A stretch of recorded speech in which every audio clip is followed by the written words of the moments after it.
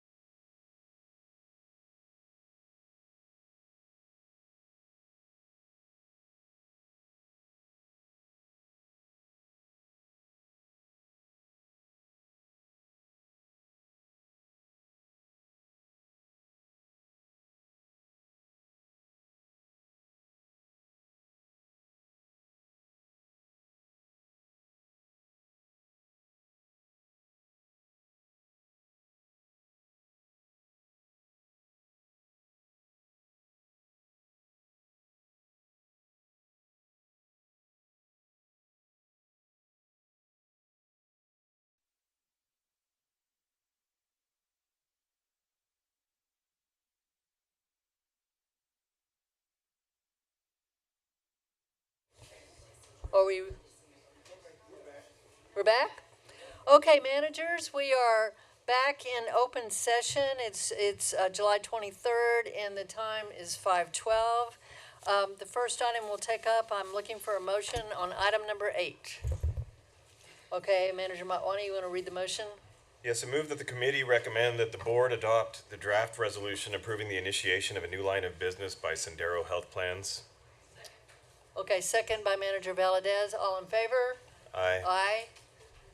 Okay. Aye. That passes. Okay, I'm looking for a motion on item number 7. Dr. Brinson? I move that the committee recommend that the board approve the delegation of authority to the president. Oh, I'm sorry, I'm reading the wrong one. I move that the committee recommend that the board approve a notice of intent to issue certificates of obligation to finance acquisition and construction or renovation of real property. Okay, second? Is there a second? Second, is that a second? Second from Dr. Martin. Is there any discussion? We're taking up the notice of intent item. Any discussion? Nope. Okay, all in favor? Aye. Let's see, do we have 1, 2, 3, 4, 5? Manager Rodriguez, are you voting? Yes. Yes, 5, Aye. 6. Pardon? Yes. Okay, so is that? That's minus me. Okay, so that's 8, yeah, and I'm voting for it also. Okay, yes, and Manager Valdez, do you? Okay, and we have an abstention, I'm sorry, everyone is voting for it, we have an abstention from Manager Valdez, and we have, Dr. Musaitiv's not present, okay? So you got what you needed? Okay, great. All right, we are now going to, because it's almost 5:20, that was faster than I thought.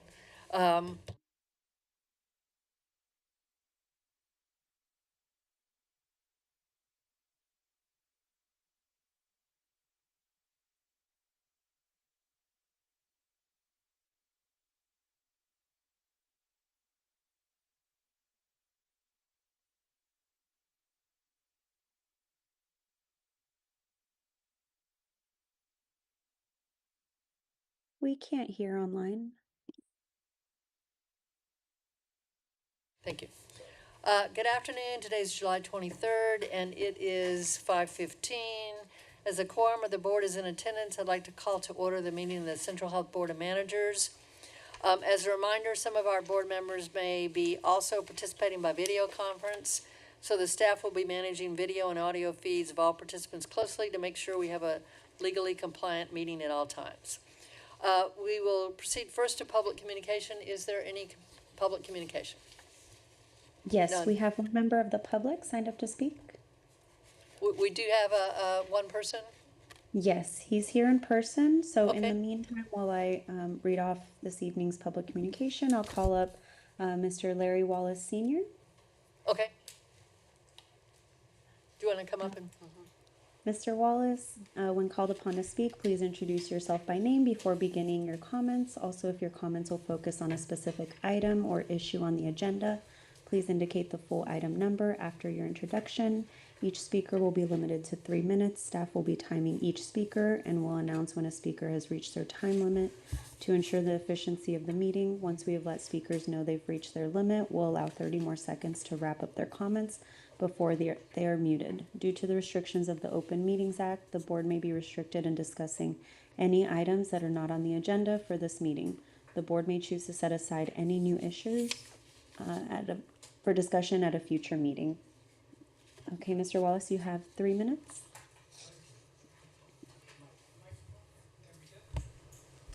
Am I good? Yeah, You go can ahead. hear me? Good, Okay. good. Thank you. My name is Larry Wallace Sr., and I'm the founder and CEO for the Black Men's Health Clinic. And I am here just to say, first of all, thank you for your support. It's because of you, Central Health, and Community Care that we're able to do the work that we do. And so I'm here to represent the item on the budget. And in your detail, I've looked, and you can see what we're asking for, and everything we're asking for, it's so that we can further expand our efforts Our clinic is now full, and our wait times are approaching what I don't like, because what we promised is that we could have ready access to men without having long delays to see a doctor. And so one of the requests is that you would support our ability to hire another practitioner to join Dr. Jenkins. We would like to go to evening hours and some weekends. And right now we have one provider, and he's doing a great job. And I was really hoping to bring him here so that you could meet him. But we appreciate the support from community care and from you. So I know I only have 3 minutes, and so I'm not going to go over my time. But we appreciate what you've already done, and we can do so much more. And so we just ask for your support. Thank you. Thank you very much. Do we have any other public communication? No? No, Chair Kitchen, this concludes this evening's public communication. Okay, I'm going to move on to the consent agenda. We have 7 items on our consent agenda. Want to point them out to folks because item number 6 and item number 7 we had on the Budget and Finance Committee, which we didn't take up, but they were just backup. So we weren't making a presentation. But if anybody has any questions about those 2, we can pull them off of consent.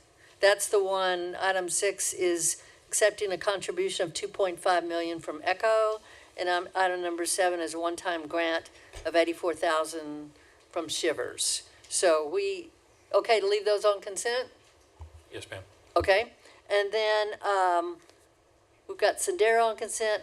Now, item number C3 we didn't take up, and I might have to. I think I might have to pull that off of consent, right? Yeah, we'll have to circle back to that one. But can I get a motion for approval of the consent agenda items on C1, 2, 4, 5, 6, and 7? I move that the board approve consent agenda items C1 through 7, excluding C3. Okay, second? Manager Motwani, second. All in favor? Okay. All right, we are now going to, and we'll come back to C3 as soon as possible. I promise our fabulous staff member that we will get to her as soon as we possibly can for C3. So, okay. So now I'm going to move us to the regular agenda item number 2, which is receive an update from the University of Texas at Austin Dell Medical School on current and future collaborations with Central Health. So I think that we're expected to start in 5 minutes. So hopefully the dean is here and she can get settled. And yes. Madam Chair, are we going to be, is the board going to be receiving a hard copy of this? Yes, Thank you. they'll be giving that to us. Okay. Okay. All right. So, and I don't think our food's not here yet, right? Is it?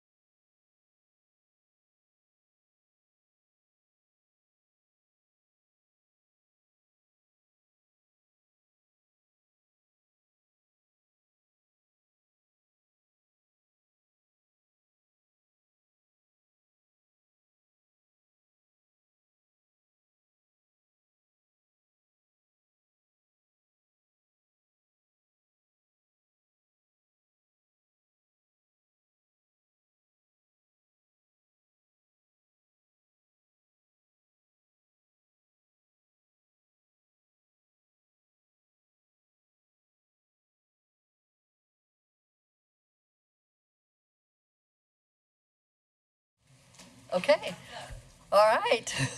So let me just say thank you very much for being with us tonight. And thank you for making available to us the presentation that you're providing. We understand that we have a hard stop at 7, and that's fine. And board members, we will hear from the dean today. It won't be our last opportunity to talk with her if we have follow-up questions. And I just want to say, I personally appreciate our partnership and really appreciate you being here. Dr. Lee, is there anything you would like to say before we ask the dean to jump in? Just to echo that appreciation, on a personal note, it's been a real pleasure working with you, Dean Lucanetti, and the vision, the leadership, and the team you're gathering around you, and the work that I know we are doing and that we hopefully will do even more of together just has me really inspired. It's why I'm here, so thank you. Thank you. And just so I neglected to read the item, so let me read the item real quick. This is item number 2. Receive an update from the University of Texas at Austin Dell Medical School on current and future collaborations with Central Health, care and services provided consistent with Central Health's mission and related reporting for the current fiscal year. Thank you. If you would like to proceed. I will, and I will hope technically that we don't have any challenges, but if we do, we will be prepared to adapt. The other thing is that we will hold our questions until the dean has a chance to finish her presentation. And then depending on the time, we'll see if anyone has any comments or questions. So if you want to go ahead. Thank you. All right. So first of all, it's really a pleasure to be here today to really talk to you all about the impact of our partnership and the complementary strengths we bring to the continuum of care together with Central Health, UT, and Dell Medicine. This has really been a partnership with the potential to serve, as we talk, as a model for the community and actually as a model for the nation.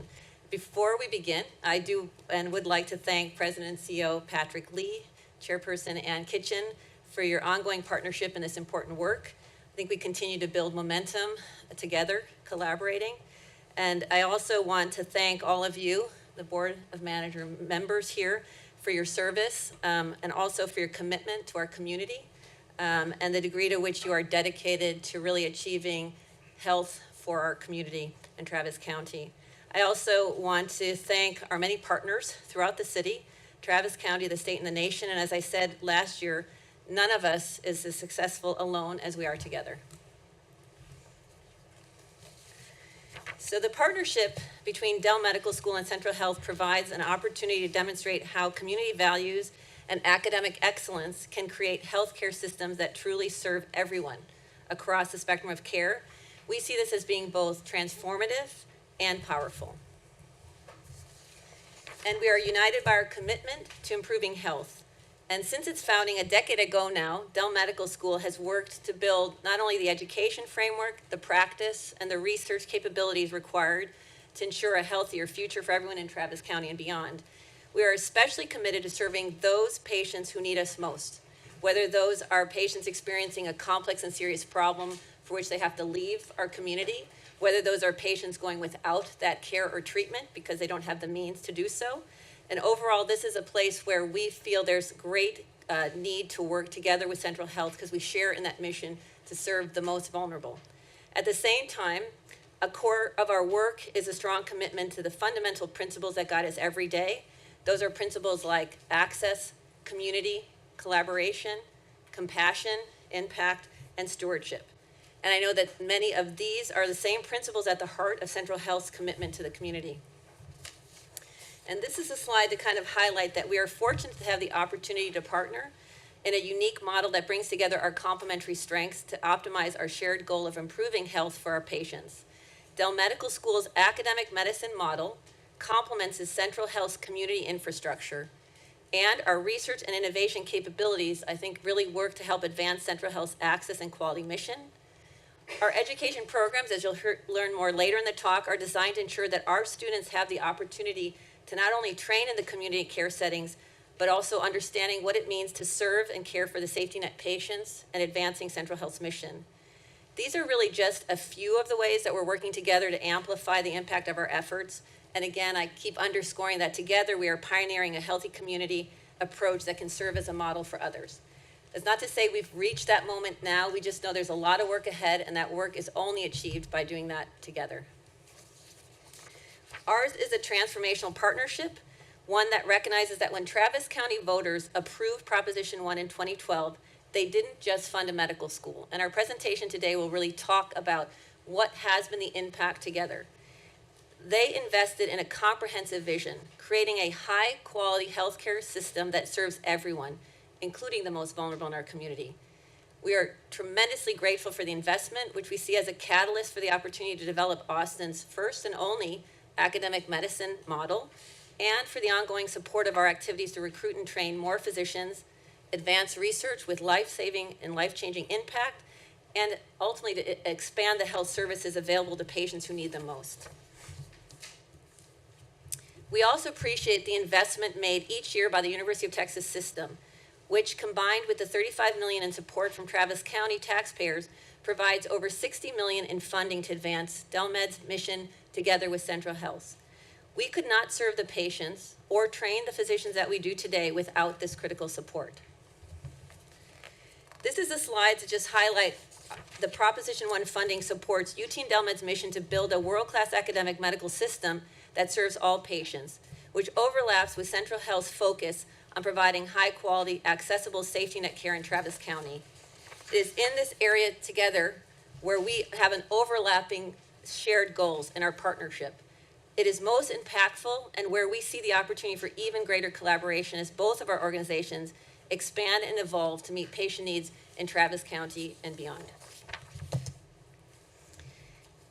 The legal framework is articulated here. I won't go into all the words, but for this work, together is our three-party affiliation agreement with Central Health and Ascension Seton, formulated in 2015 to govern the use of the proceeds from Proposition 1 and facilitate the receipt of federal DSRIP dollars. This agreement outlines our respective responsibilities in using and accounting for public funds. It solidifies the relationship between the partners, including commitments to increasing and enhancing healthcare resources, medical education, and research. And it outlines the permitted investments that can be funded by tax revenue allocated to UT to support the goals articulated in the voter referendum. The affiliation agreement specifically outlines the types of investments that we can make with Proposition 1 funds, including activities that enhance medical services for Travis County residents, increases the healthcare resources available for serving patients, and the discovery of new treatments that can expand the options available to our patients. In recent years, these funds have been used to support the salaries of the Dell Med physicians and staff working to serve patients and students within Travis County, as well as the costs of operating the facilities where we treat patients and train our learners. Importantly, the recent audit completed by Mazars at the direction of Travis County confirmed that funds are used appropriately and in compliance with this agreement.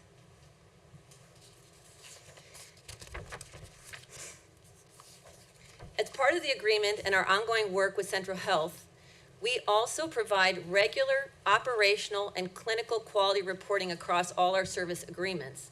This reporting includes metrics on services, patient service volumes, patient demographic summaries, standard utilization data for services provided, average times between referrals and appointments, appointment and procedure no-show rates, surgical site infection rates, patient satisfaction promoter scores, surgical cases with unexpected findings at the time of surgery, and condition-specific patient-reported outcomes measures. And this data is provided where that data is available, and that comes from data we have access to, and not necessarily from all the sites where we provide care. As I'll discuss shortly in more detail, we provide these metrics across the 8 areas of medical specialty treating Central Health patients at UT Health Austin. It's always important to remember UT Health Austin is the outpatient practice, a relatively small component of the broader areas where our physicians and our learners work.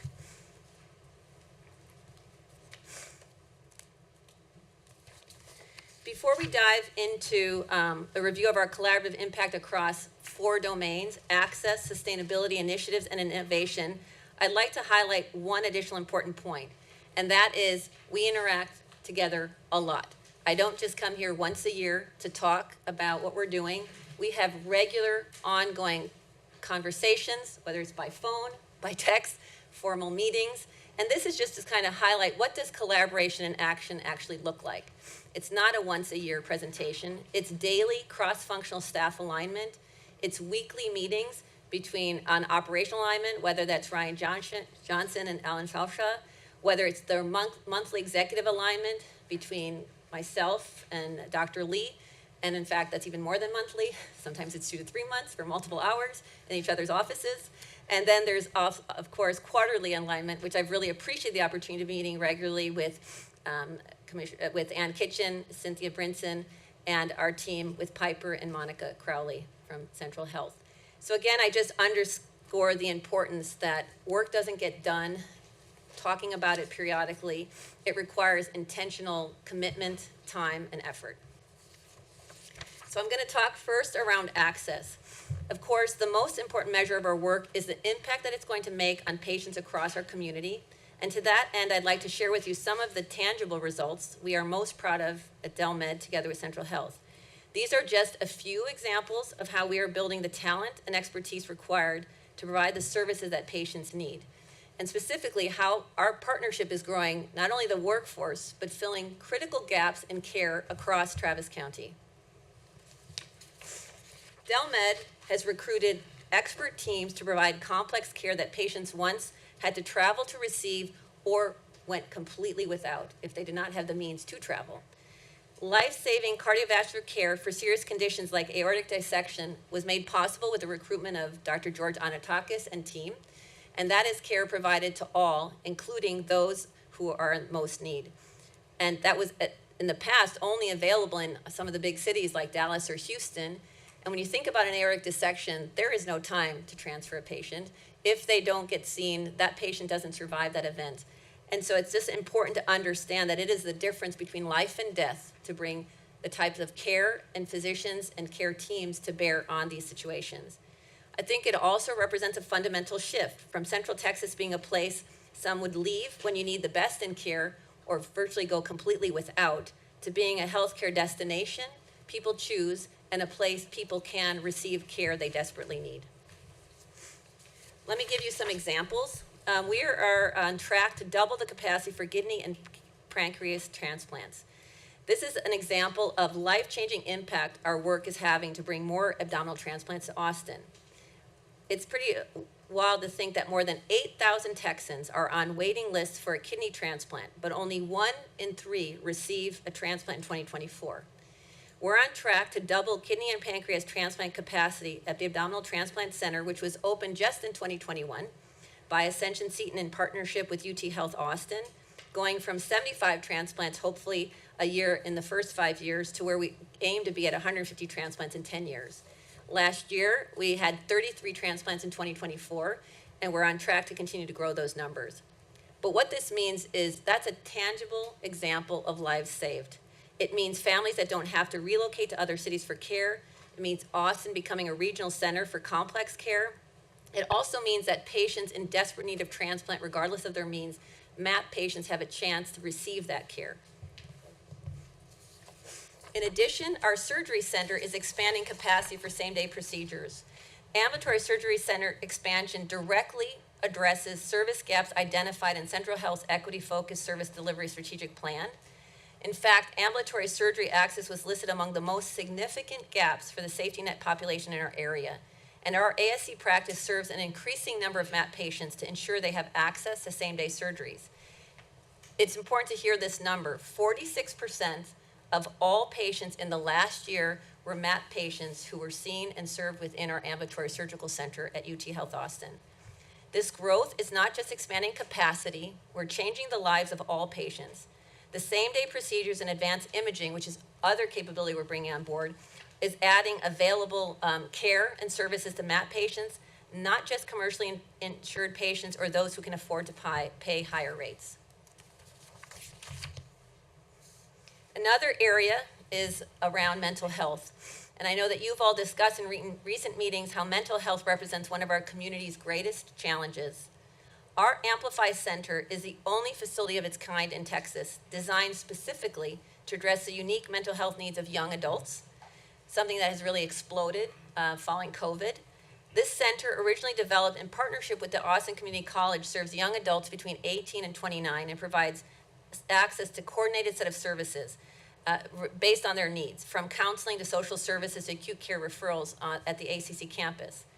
But importantly, through a new agreement completed this year, MAP patients can now receive care at Amplify.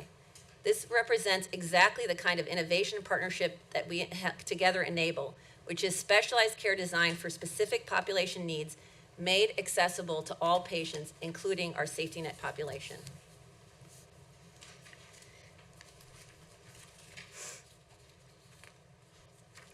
Sorry. All these new services, however, require doctors, physicians, nurses, teams, and staff to treat our patients, professionals that are in short supply, and in particular significant short supply in Texas, let alone in Travis County and Central Texas. Nationwide, the physician shortage is real, it's getting worse. There's a gap projected of about 86,000 physicians in the United States by 2036. And for people with low incomes, accessing care is going to become even more difficult. By recognizing early how these challenges impact our community, Travis County made a different choice. Dell Med, in partnership with Central Health, is proactively addressing this crisis, not just reacting to it. Dell Med, since 2024, has attracted 560 new doctors to Austin, some employed directly by the school and others by clinical partners. This represents roughly 1 in 8 physicians in Travis County. And that's just in the short time since Dell Med began, which, mind you, has only graduated 6 classes to date. Every one of these physicians represents improved access for our community, and we're projecting to bring on at least an additional 200 physician recruits by 2030, further accelerating this trajectory of workforce growth. But it's not just a number game. We are attracting exceptional physicians who are leaders in their field, and leaders in their field who are committed to what we're trying to do in Travis County, what we're trying to do at Dell Med, what we're trying at UT. Some of you, and I think I'm going to point to him, have had the pleasure to work with Dr. Paul Mueller. There's Paul. And that was a great opportunity to recruit Paul from Mayo Clinic. I knew him well at Mayo, and it was one of the first people that I sought out to bring here, understanding his commitment to patient care, always putting the needs of the patient first. He is our Dr. Lowell Henry Lieberman Endowed Chair in Internal Medicine and is the chair of the department. He spends up to, I think, 45% of your time, which is getting more, in clinical practice. We are not hiring figureheads. We're hiring people embedded into the day in, day out of what it means to deliver care. And he comes after having been in a number of roles at the Mayo Clinic and in health sites there. But there are other new recruits in addition to Paul who've come by way of Stanford, UT Health San Antonio, Harvard, Hopkins, Cleveland Clinic. They're all coming here to deliver care, to be part of this community because of the commitment and the shared purpose we have. In addition, it is important to note how we co-recruit with Central Health. This is just a slide to highlight between 23, 24, 25, and pending start dates.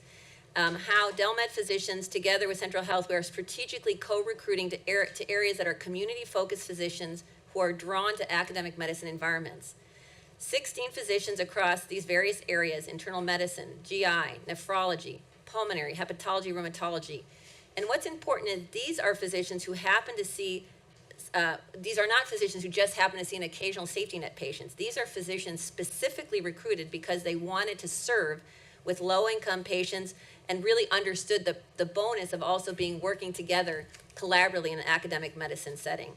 I think this model attracts physicians who might not otherwise consider safety net care, and furthermore, it expands both the quantity and quality of care available to our most vulnerable residents.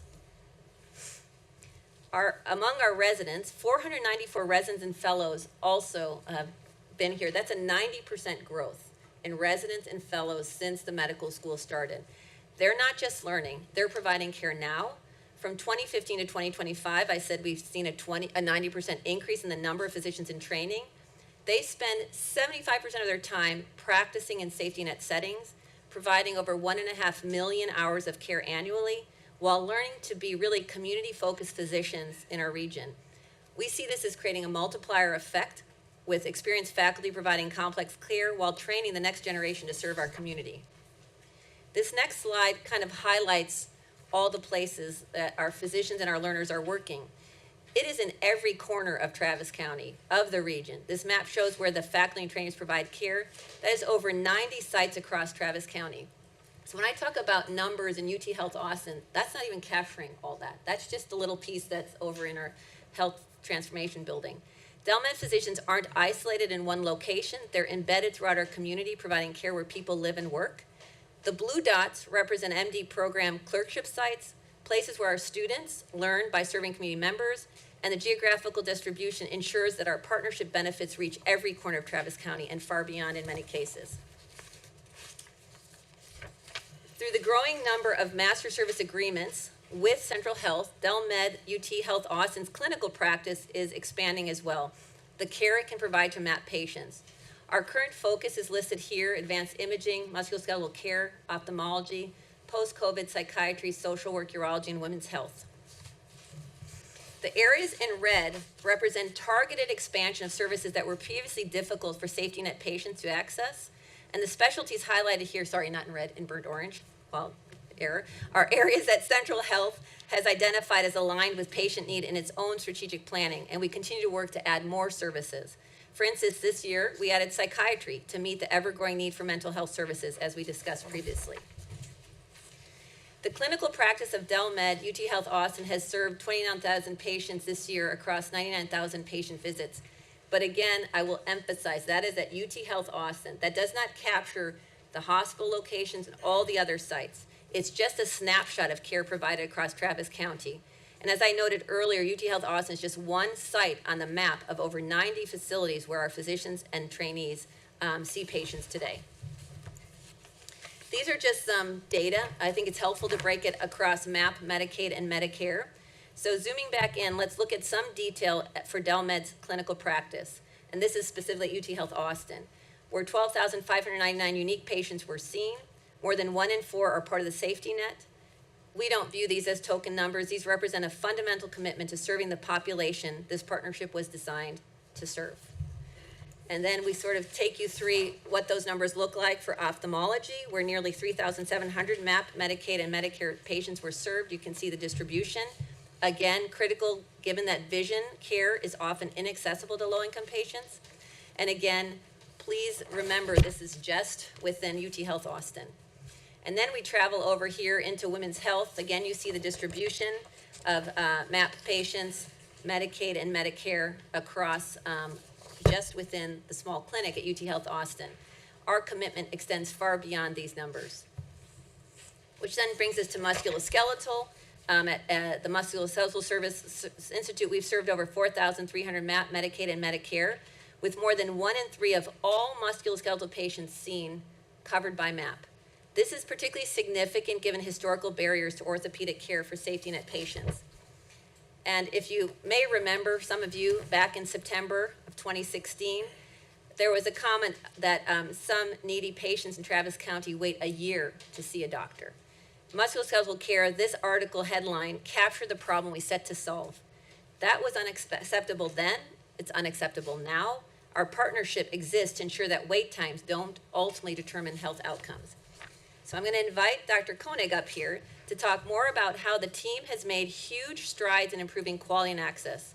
So it's my privilege to introduce Dr. Carl Koenig. He's the Executive Director of the Musculoskeletal Institute at UT Health Austin.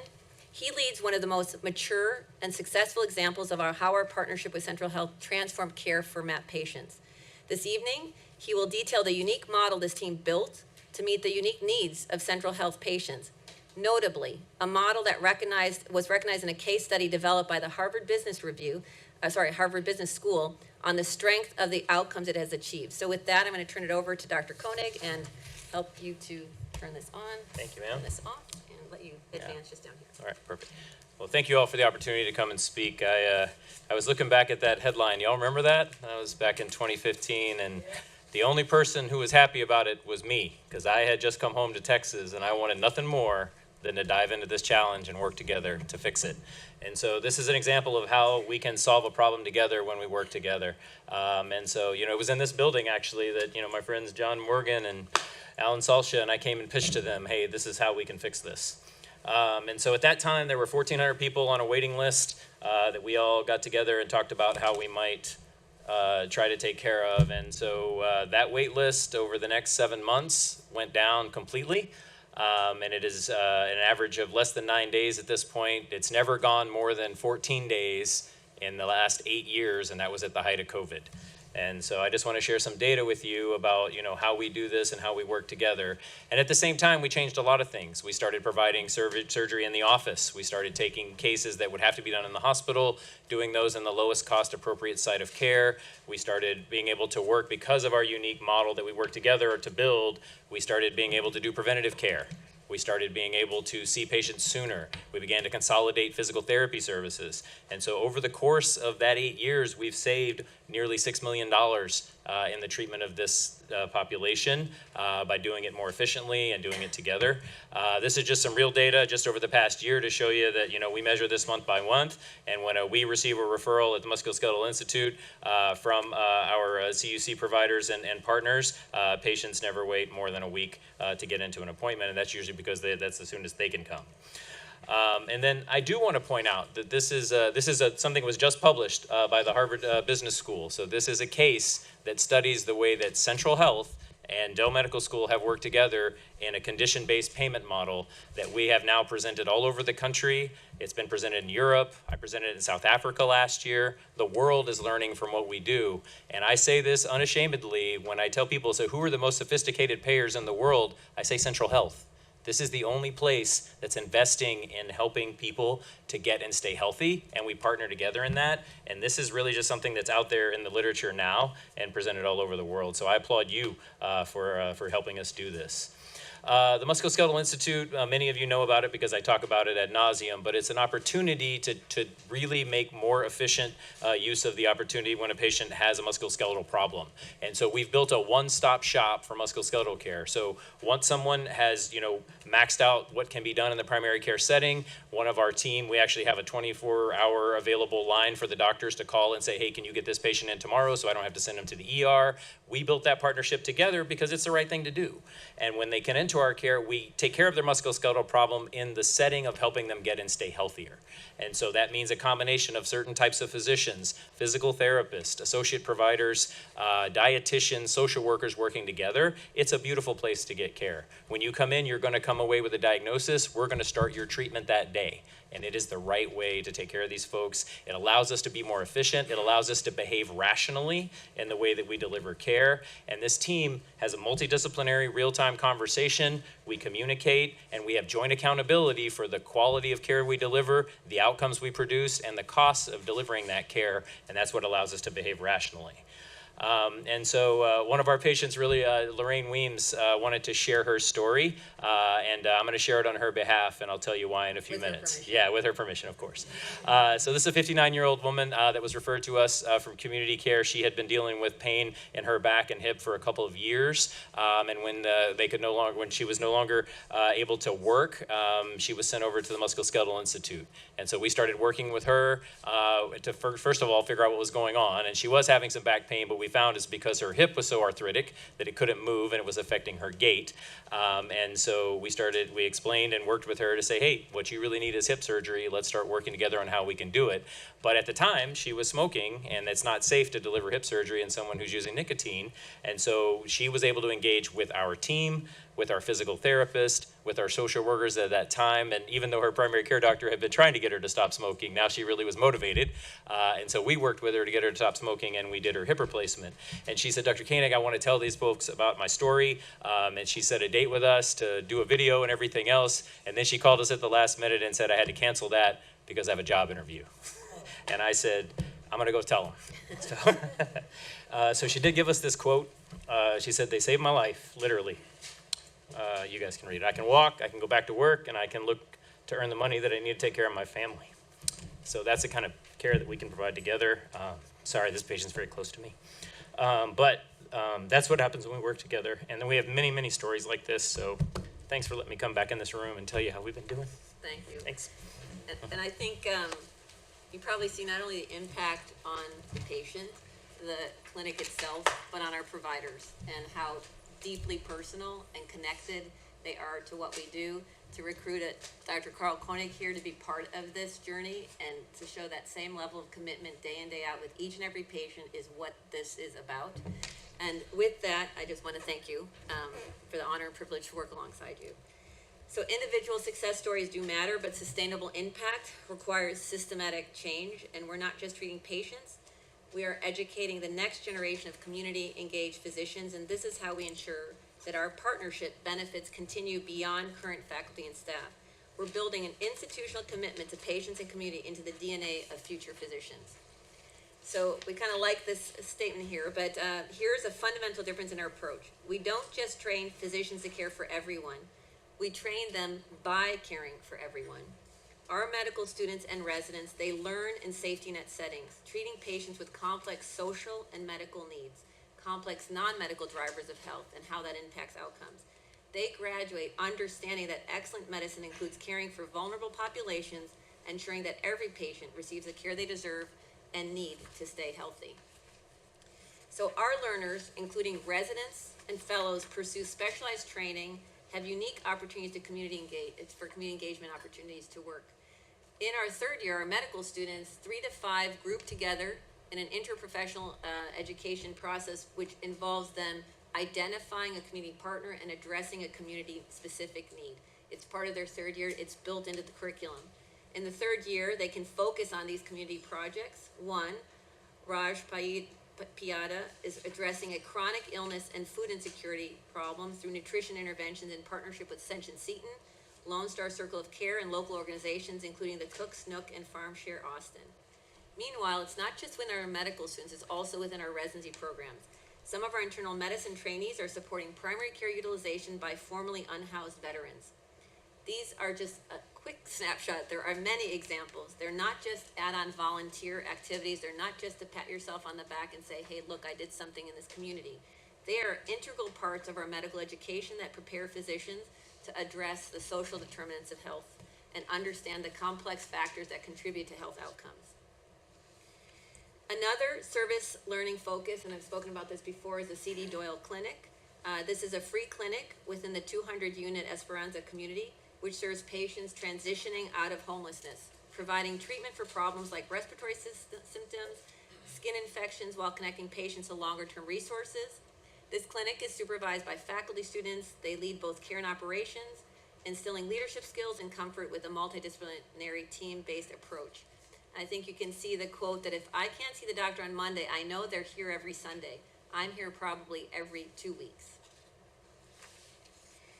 Retention beyond medical school is an important part of building the workforce, not only for Texas, but it's important to recognize that our commitment of growing our workforce needs to meet the rapid increasing demand. I've said it before, Austin is also a place of rapid growth in wealth and in poverty, both. It is truly a real-world scenario of all the challenges that face healthcare, and those challenges are never solved by individual groups or people. They will require a coordinated, systematic approach of looking at the system itself. Importantly, of the 651 graduates of Dell Med residency and fellowship programs who immediately entered practice in 2015, more than 42% stayed in Central Texas. Nearly 2/3 stayed in Texas. And importantly here, let me put that in context. Nationally, only 59% of doctors who complete residency in a state will go on to practice there. In Texas, does better at 67%, and we do even better than that. So again, you are training and then seeding and establishing an entire pipeline of individuals who are committed to the community. In addition, we talked a bit about it, it's not just about retention. Amid broader gaps, the primary care shortage is real, and our neighbors, friends, and family are impacted by this every day. An estimated 83 million people in the United States live without sufficient access to primary care physicians.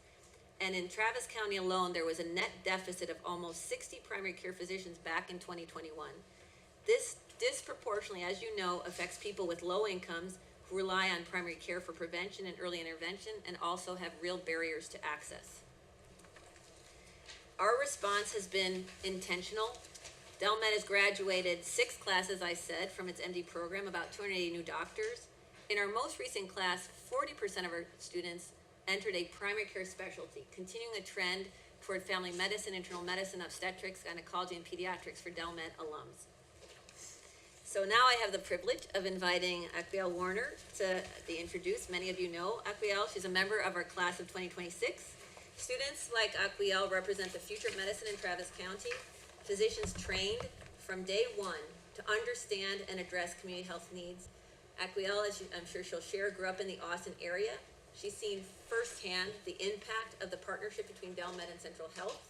And as a student who knows our community well and plans to stay here in the future after some training, a little bit more training, she kindly agreed to join us tonight to share her experience and plans as a soon-to-be Dell Med graduate. So I just want to hand it over to you and share your story. Yes, thank you so much, Dean, for that wonderful introduction. Thank you all for allowing me to be here today and share my story. I'd like to start with saying I've always been struck by the term noble calling that's applied to physicians. The word noble to me always generated this vision of a benevolent figure that was handing something over, as if physicians were giving something that could be given. I couldn't help wonder, is that why so many of my neighbors treated healthcare as a luxury growing up, because healthcare was something that could be given?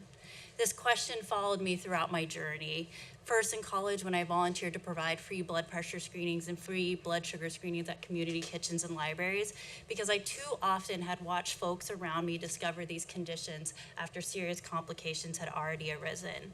It's also why I entered into case management after college, working in refugee resettlement in Pittsburgh, because without realizing it at the time, I had discovered what my why is, which is justice. What motivates me every day is the desire that everyone, no matter their background, deserves the opportunity to be healthy and to flourish. Healthcare should not be given. It is a fundamental right. And it was watching my refugee clients struggle to get their needs met, and then seeing on the other side where a local FQHC was going above and beyond to truly provide healthcare and meet my clients where they were at, that inspired me to work at a community health center in Western North Carolina. The best way I can describe that experience is through an explanation of a professor that I had the opportunity to work with this past spring at Dell in a course called The Art of Healing. He described to me that we don't cure patients. Instead, what we do is we open a door. And to open a door so that patients have access to the opportunity to reach their health goals. It's patients who are doing the hard work, and our job is to support them and provide them with the knowledge and resources they need to achieve those goals. I didn't stop a patient from misusing substances, but what I did provide is unconditional support to let them know I would never stigmatize them for their substance use, and I would always be there to provide them with resources they needed to meet their unmet needs and pursue recovery. Even now in the hospital, I'm not curing people. I'm having a conversation with them to identify their needs, provide diagnoses and recommendations, and support them in their decision to pursue care and achieve their health goals. It's why I chose Dell. I actually voted on the proposition that founded Dell all those years ago because I love the thought that here was going to be a medical school that was beholden to a community it was serving, my community. And while I never claim that Dell is perfect, we definitely have many things to work on through our partnerships to ensure that patients don't fall through the cracks. When I walk into a community care clinic, I know I'm not just encouraged to, but celebrated for recommending a treatment plan formed in partnership with the patient that takes into account their medical and their social needs. Being in a community health center and safety net hospital is a constant reminder that this is why the relationship between a medical school and the community is irreplaceable. Many of us in this room are familiar with the statistics that medical students often see decreases in their empathy while in school. And unfortunately, simply providing that knowledge doesn't always address this. And we also know that students can possess implicit biases that can cause harm to patients that we care for. But we see time and time again, the solution to this has been exposure. Giving students the opportunity to face their biases and challenge them. That is what this opportunity of going out and working with our most vulnerable community members means. It's in the setting where I worked with a patient who was labeled non-adherent. And after talking with her for 10 minutes, I discovered that she didn't know how to read. So the way she was administering her insulin is she would wait until she could go to work and she could ask her employer to inject her insulin for her because she was terrified she would inject too much. And this is the opportunity that will always stick with me, more than just seeing a PowerPoint on a slide telling me why it's important to know who your patient is and treat them as a whole person. And this is the opportunity that working at a safety net hospital and a community health center provides. We also need a healthcare force that better reflects our community. And every day I go out into the community, I'm reminded that I have the invaluable opportunity to inspire someone who looks at me and looks at the healthcare system and feels like they don't belong, that they can consider a career in healthcare and that they do belong and there is a place for them. And I truly hold this responsibility with the utmost value, because we know the more diverse perspectives there are in the room, the better we will ultimately serve our patients. And this is why I believe working at community health centers and safety nets hospitals are invaluable for myself and my colleagues. We are getting the chance to challenge ourselves daily and ask ourselves, what does it mean to truly serve a community? To open that door, but make sure someone can actually reach that door. Healthcare cannot end at the doors of a clinic. We're reminded every day that so much of healthcare is far beyond a diagnosis and treatment. It's what the person goes out to in the community and they experience, whether it's difficulty accessing food, transportation, being stigmatized for receiving the care that they receive. And this is why I've appreciated so tremendously the opportunities that I've had through Dell.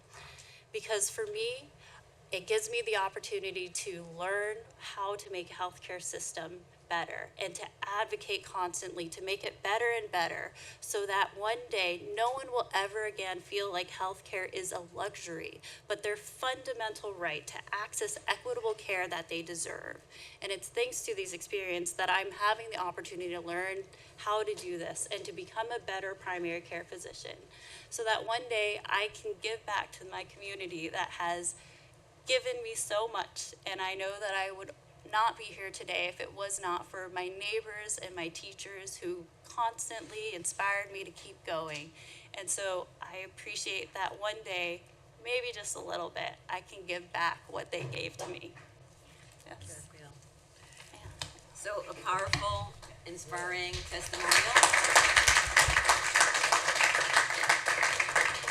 And I just, one of the things when I first looked at this position a little over 2.5 years ago, Aquiel represents just a spirit within our medical students. It's palpable. It's an identity. It's a culture. It's a belief that the impact goes far beyond what they're learning in their books or, the diagnoses they can make.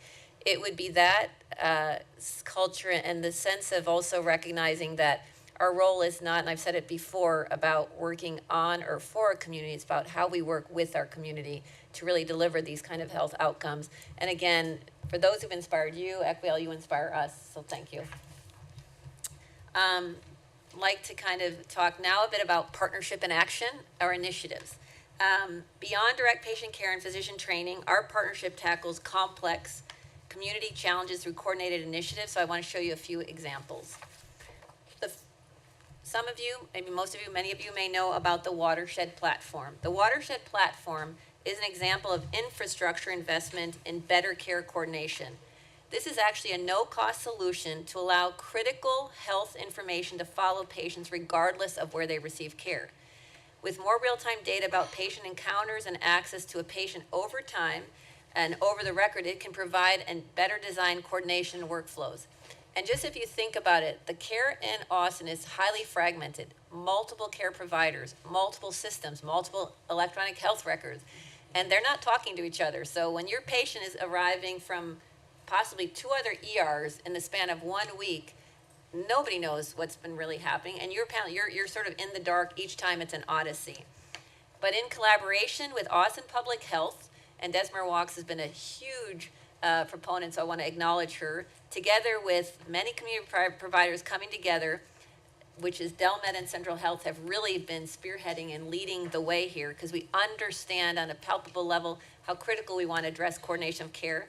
Together with Austin Public Health, Integral Care, and the Travis County Sheriff's Office, we're really looking to create a true safety net where information supports patients across all their encounters. So let's talk a bit about what this can look like. I'll illustrate the difference infrastructure makes with just a patient we'll call Ronald, recovering from a heart attack. Ronald is discharged without clear follow-up or medication guidance, let's say from the hospital. Over the next year, he visits the emergency room multiple times, possibly multiple different emergency rooms, due to chest pain and medication side effects. His test results aren't shared between providers. He might get an EKG 3 times or a CBC 3 times in 3 days in a row. The test results not only are not being shared, but it leads to delays, repeat imaging, repeat testing, driving up cost. Possibly his medications aren't the same list, even though he might have been seen 3 days in a row. He experiences 4 separate hospitalizations totaling 21 days. His confidence in the system erodes as he struggles to keep track of an inconsistent, fragmented care plan. And overall, he experiences these hospitalizations at a cost of $180,000. Now, imagine Ronald is discharged with a clear plan.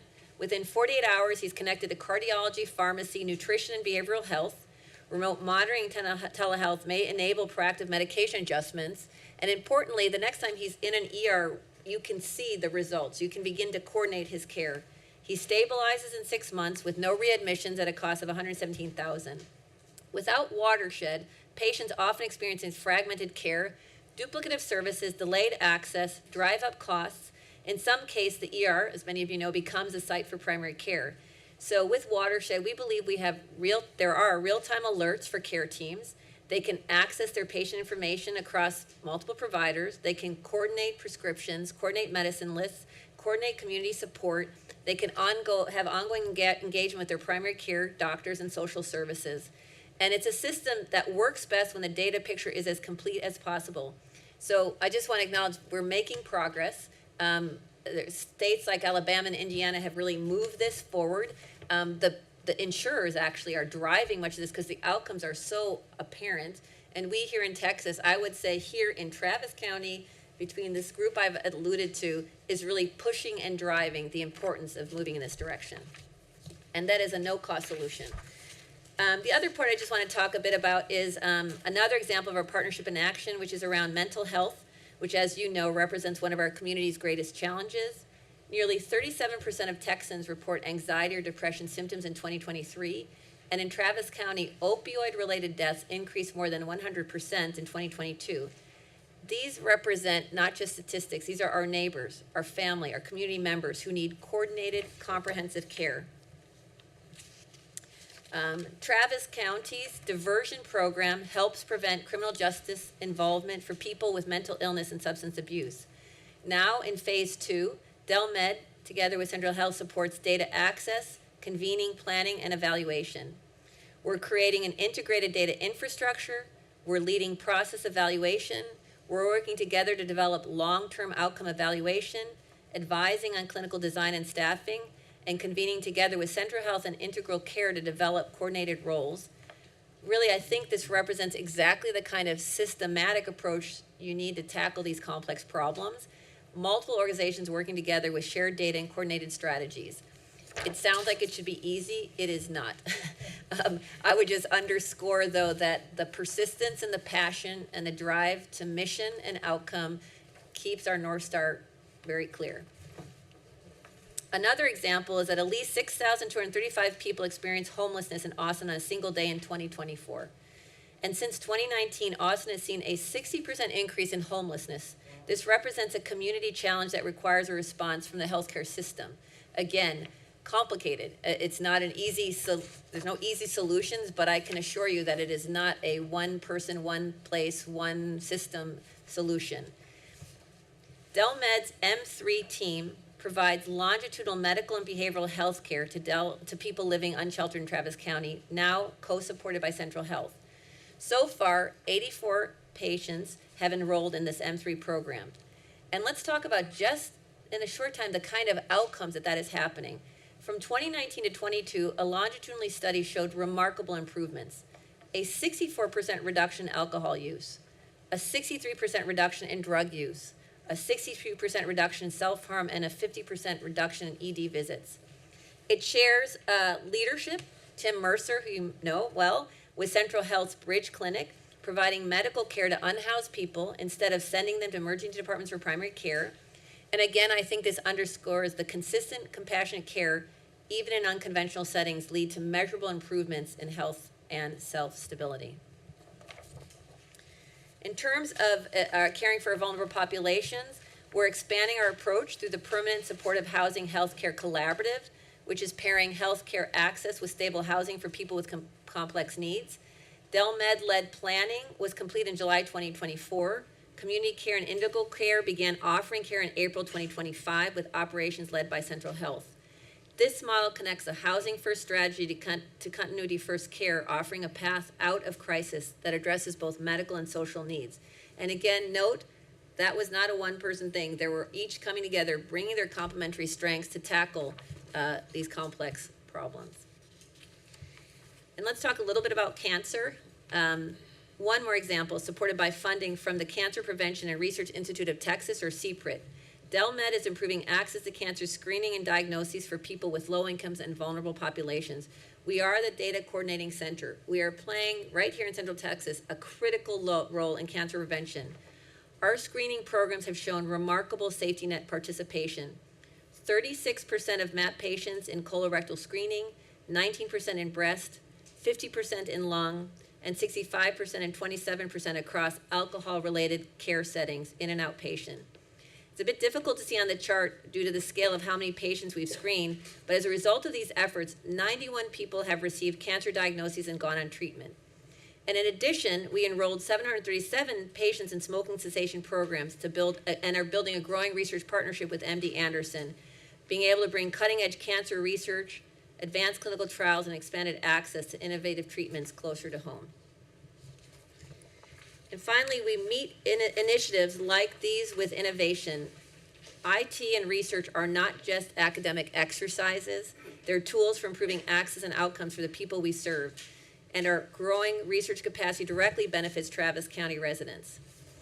I'm excited to kind of share a few things. That here's the scale. In 2024, the National Institute of Health awarded UT more than $113.3 million to support biomedical research.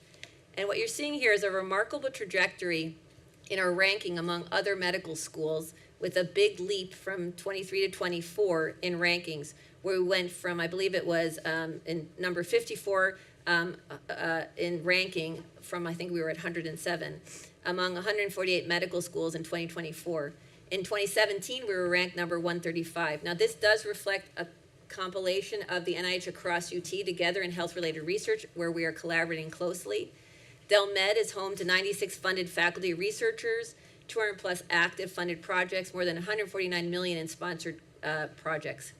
And again, many of these projects are grounded and based within our community, and they are creating benefits for our people right here in Travis County. I know we recently shared, there's been progress also in establishing the Institutional Review Board and the ability to work together with Central Health to accelerate and advance research. That's been a recent thing. The Dell Med Central Health Research Compact advances opportunities for research collaboration. Why is it important? It makes possible low-income patient access to clinical trials. Central Health Dell Med joint research priorities, we can work together and we can bring those through the IRB review process together. And it creates collaborative access to parts of UT research's infrastructure through the IRB. So let me give you specific examples to demonstrate why I'm talking about research innovation this evening. Dr. Uday Adamson leads research that's removing barriers to dermatology care. One study is examining the experience of MAP patients of color receiving dermatology services to inform improvements in clinical practice and patient management. Another study, in partnership with MD Anderson Cancer Center, analyzes patients living in persistent poverty across Texas counties to determine skin cancer mortality in relationship to dermatology access. Community care patients in Travis County are part of the focused research that directly informs better care for our community members. Another example, Dr. Marissa Burgomaster has developed Nutri, a bilingual interactive clinical decision support system that enables primary care providers to address diet consistently during routine encounters. In a pilot study with Lone Star Circle of Care, physicians recorded 20% improvement in diet counseling competence among patients. At 1 week follow-up, more than 75% of patients remembered their diet change goals, and over half initiated them. Again, really representing exactly the kind of practical innovations that improve care for our safety net population. tools that work in real-life clinical settings with real resource constraints. In terms of data to enable prevention and precision, we know that innovations like these rely on data. The need for data infrastructure, the need for data to understand what's happening, and to accelerate our ability to innovate and scale, Dell Med is investing in a health data platform that represents the infrastructure to really create 21st century healthcare. Here's an example of the application. We're building it now. Mike Ryan and team, we recruited a great team to build this out. But ideally, we want to be able to have a platform where a community clinic could use our platform to identify high-risk diabetes patients, apply AI models to predict hospitalization risk, and support clinical decisions with tailored interventions. Now I have the privilege of introducing my colleague and friend, Professor Craig Watkins. He is the Ernest A. Sharp Centennial Professor in the Moody College of Communication at UT and Executive Director of the IC Squared Institute. Professor Watkins is a principal investigator for UT's Good Systems Grand Challenge and works with Dell Med to fund research that supports the development of more responsible AI systems in healthcare. He's completing an NIH-funded study that explores the use of AI and machine learning to address the behavioral health crisis among underserved youth. A sought-after partner for private sector leaders, he also serves as an advisor to Google DeepMind on their development of generative AI products. His work offers an exceptional demonstration of the interdisciplinary approach UT is bringing to community health, and he and I, from day one, in Italian you say simpaticos, like we think alike, we really recognize the challenges ahead for a community, and as we think of all this great innovation and opportunity, what really Craig does is a remarkable job of grounding us and understanding the barriers and challenges ahead. So we really want an opportunity for him to talk about that with us today. Also, thank you, Dean Lucanetti, for the opportunity to be here and for turning on my mic as well. And thank you, Dr. Lee and the board for inviting us to be here today as well. So thankful for the contributions that you make to the community of Central Texas. So I'm here to talk a little bit about a very specific project that we've been working on. But as Claudia noted, I guess over the last 2 years or so, shortly after you got here, we met and just really sort of connected and share similar ideas. I continue to be sort of motivated by your vision and your leadership. And one of the things that we've spent a lot of time talking about is what the future of healthcare will look like. And in some ways, right, that future is taking shape today in terms of the new kinds of technologies that are being developed. And so the things that we've talked about are how do we begin to innovate around things like digital health, mobile health, and even more specifically, right, artificial intelligence. Likely don't need to tell anyone in this room that AI is becoming quite a very prominent technology in society and in the world. And it has real implications for how we think about the future of healthcare. Good Systems, I just give you some perspective, is a campus-wide initiative at the University of Texas that was designed specifically to bring together kind of multidisciplinary scholarship, expertise, and perspective to how we think about AI. So in some ways, it's a reflection of what is oftentimes referred to as ethical and responsible artificial intelligence. 15, 20 years ago, an initiative at UT like Good Systems would have largely been comprised of computer scientists, computer engineers, data scientists, and that would have largely been, right, the voice and the perspective and the kind of expertise that was in the room sort of driving this research enterprise. But what Good Systems today has said is that that's no longer sufficient and that AI is not simply just a technical problem to be solved, right? Can you build architecture? Can you build computational models? Can you build systems that perform a specific task? But as we begin to deploy AI in really high-stakes environments, think education, think criminal justice, and obviously for our purposes, healthcare, that the stakes become really high. And so this isn't just a technical problem to be solved, but there are immense social and ethical issues to be addressed as well. And so this is really what Good Systems has been designed to do, is to sort of understand both the technical and the social dimensions and challenges associated with AI. What I'd like to share with you is just a report that we've been working on. This is available at the IC Square website at the University of Texas at Austin. This was a project that was supported and commissioned by the Episcopal Health Foundation based in Houston. Their mission is very similar to your mission in terms of serving safety net populations, in terms of using their resources, right, to really bring healthcare and health services to those who are most in need and oftentimes go underserved in this context.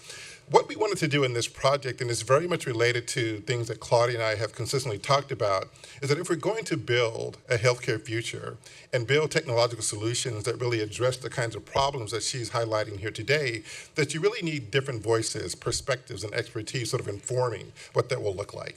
And so we talk a lot about stakeholder engagement. We talk a lot about how do you really begin to start designing an enterprise, a research agenda, but also a clinical application practice that's really inspired by diverse perspectives and diverse voices. So what we did here in this study, for example, was we did a statewide survey of safety net care providers. So if you think about, right, the safety net ecosystem and think about all the stakeholders sort of embedded in and associated with that ecosystem, obviously healthcare practitioners, safety net practitioners are a critical component, a critical part.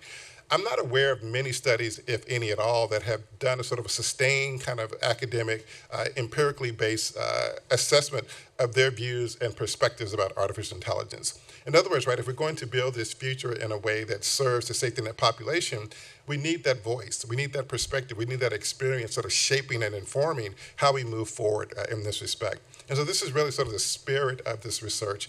We did a survey with about 237 safety net clinicians, and then we also did follow-up sort of in-depth interviews with about 30 additional safety net healthcare providers.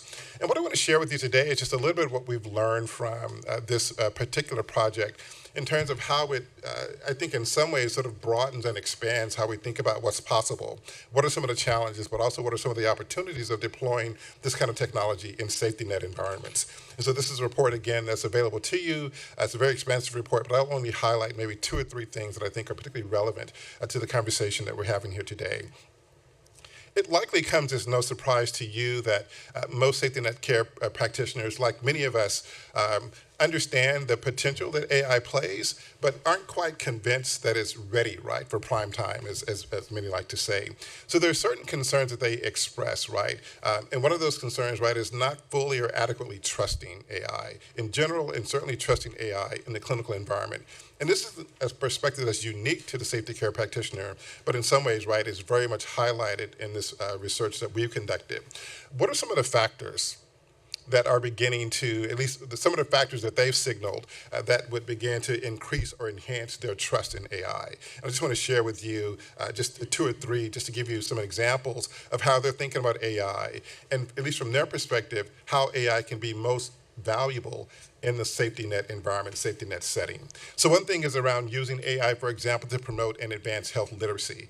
We know that this is a critical component to health outcomes. And so the ways in which you could begin to design and fine-tune AI solutions that are not only oriented towards improving clinical care and improving the ability of the care provider to provide that care, but also designing it in ways that empower and help practitioners help their patients develop greater health care literacy.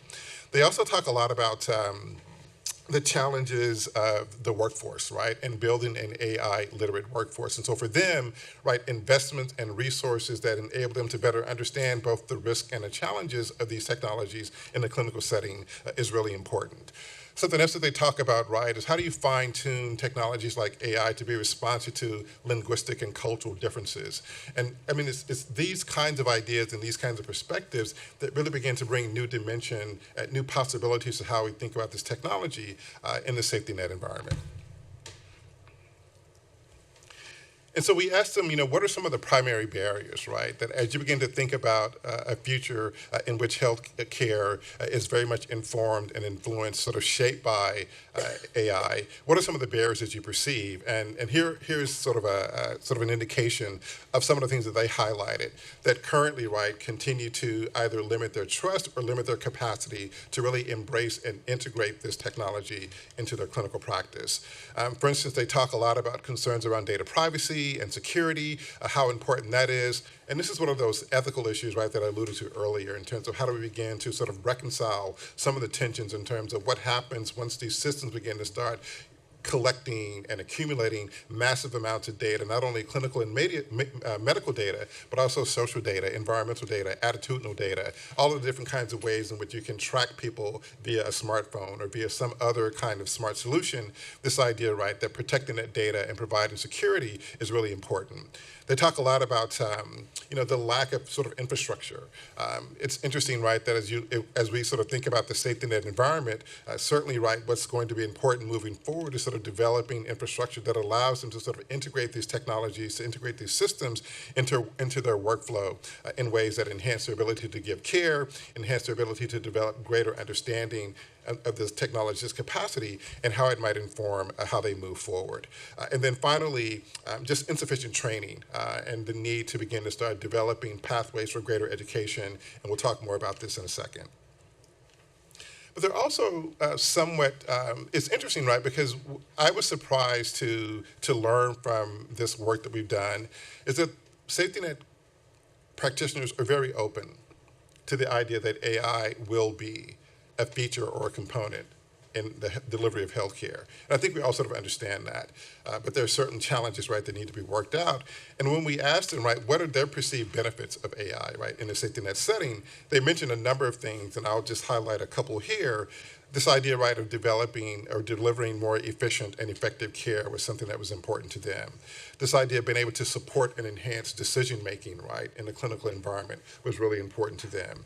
And something that really resonates, right, throughout this report is their concerns around access to healthcare and the degree to which AI, right, if designed properly, if designed with community investment, community engagement, community involvement, that it might also be a solution for addressing some of these access issues. And so this is something that was also very important from their perspective.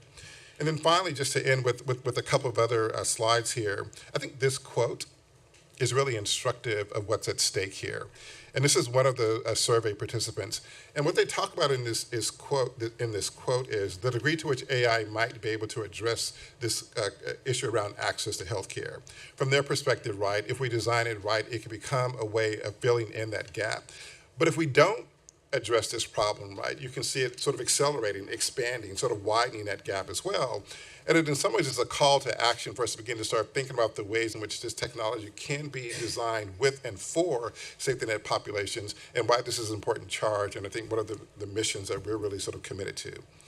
And then finally, in the report, we also share some recommendations, right, for how we might begin to take some actions based on the things that we've learned. This is all spelled out in the strategy paper that we developed, but educating and building a AI literate workforce is really important. And then trying out, right, new ideas, working with communities to pilot solutions, getting their involvement, getting the involvement of stakeholders, and really beginning to do region-specific research, and also piloting AI solutions and learning what's possible, learning what the challenges are, learning what the opportunities are, and more specifically, learning how these communities and populations can benefit more directly from AI solutions. And so we think the future is really promising, but it's going to require a lot of talent, a lot of innovation, and a lot of will and commitment. Thank you.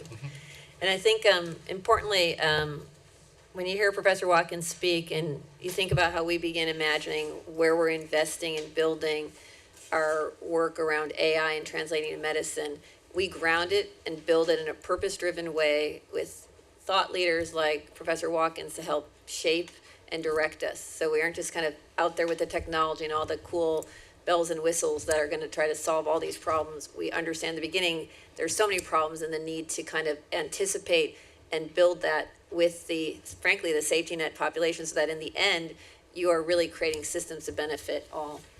I just have the last couple minutes. It should take me no more than 5, so we can leave time for talks and questions. So what is ahead for us in the community, catalyzed by our complementary missions? There's a few key points on the path forward. As you know, we're investing in this community's future as we develop the University of Texas Medical Center anchored by Dell Med. You're aware that we're investing in building additional capacity, facilities, workforce, technology, bringing that here to really be thinking about the challenges that our communities are facing, and also disruptions that are happening in healthcare in general. Its strategic priorities, meaning ours, align closely with community needs, advancing exceptional care, empowering health and longevity, training future healthcare leaders, driving discovery, and accelerating innovation. And I think it's important that our vision statement about defining the future of health states, as a world-class academic medical center working together with our community, like immediately, powered by cutting-edge technology and digital capabilities, we aim to set the standard for excellence in integrated multidisciplinary care, pioneer research with meaningful real-world impact, lead innovation in medical education, grounded in a community that understands and sees how training really will inspire, and then catalyze life science entrepreneurship.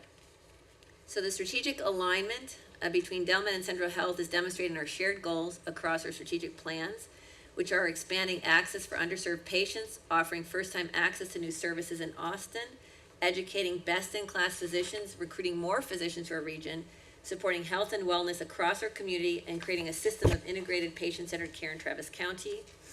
And when I say this, Travis County didn't just fund a medical school, it helped seed a new kind of health system for patients in need.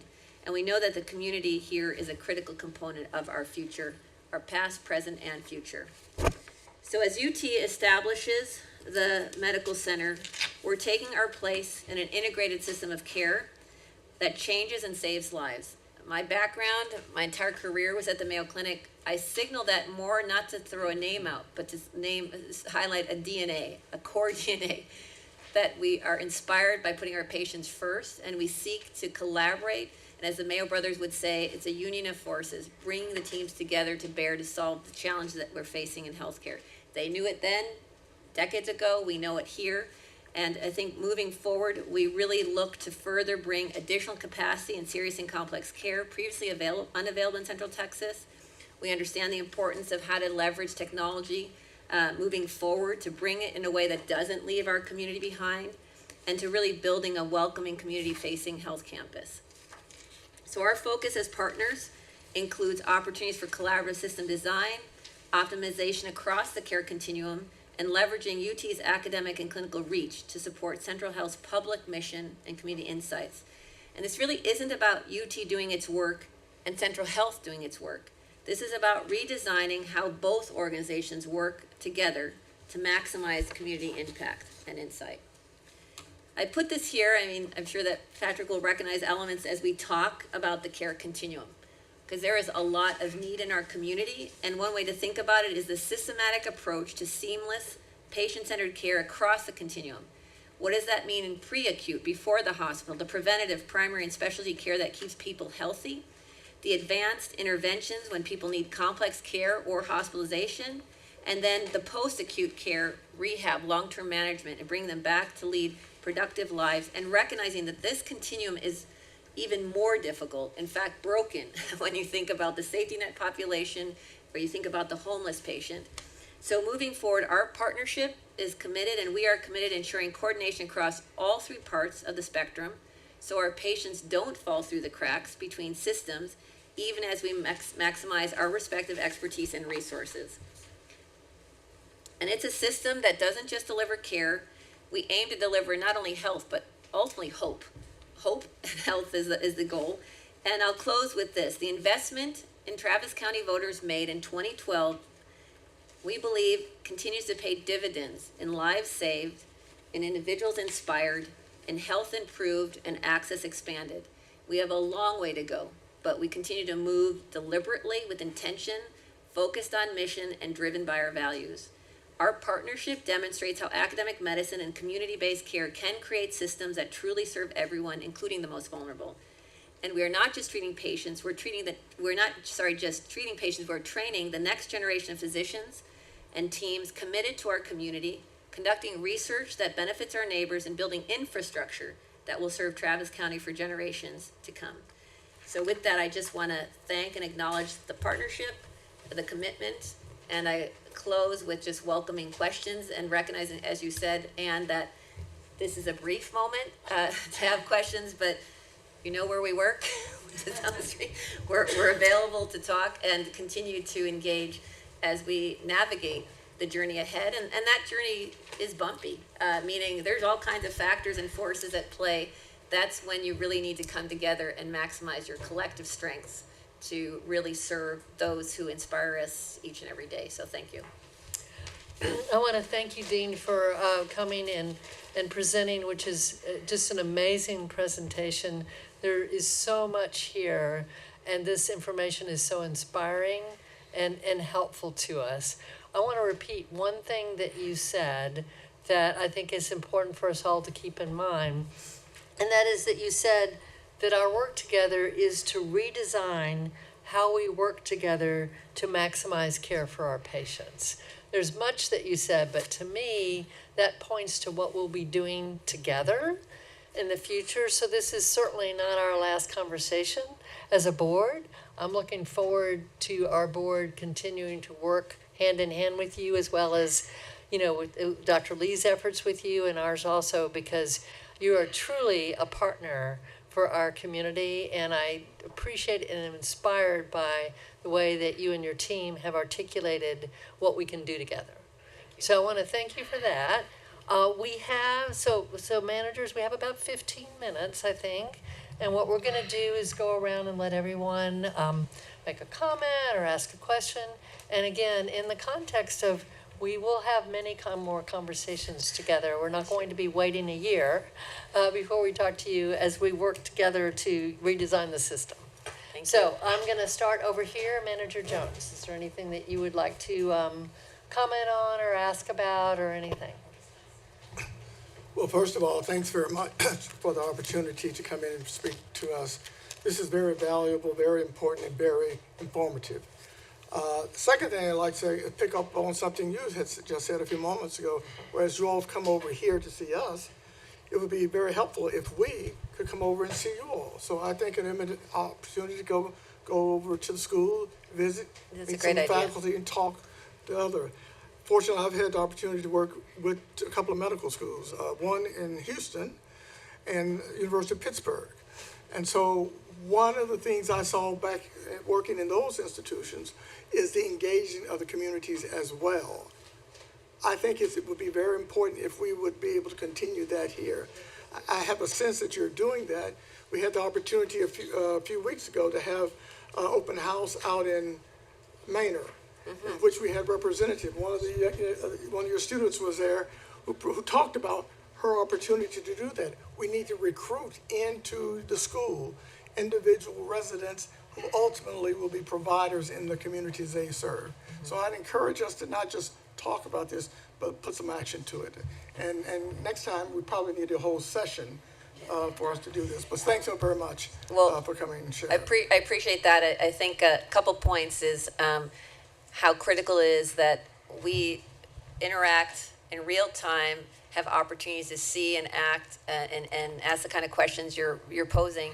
As far as action, hopefully also would come across, we are recruiting into this Travis County. We have grown substantially the programs. We exceed Texas in terms of how many end up actually remaining in Texas, let alone in Central Texas. So what I find so inspiring, and I'm always just amazed that in just a short time, a decade, of which 6 classes have come through, and everything that took just to get to this point, that the impact is real, and it's showing that the momentum is in the right direction. But to your point, never settle, never become complacent, keep pushing, and this board helps push us. And I think the opportunity to even hold a function at the school periodically and interact is a really great suggestion that we should follow up on with the board of managers. I know already we go back to each other's places, frequently when we have our meetings. We're very cognizant of the importance of being in each other's spaces and working with each other. But I think in this point, it's a really good point. So thank you.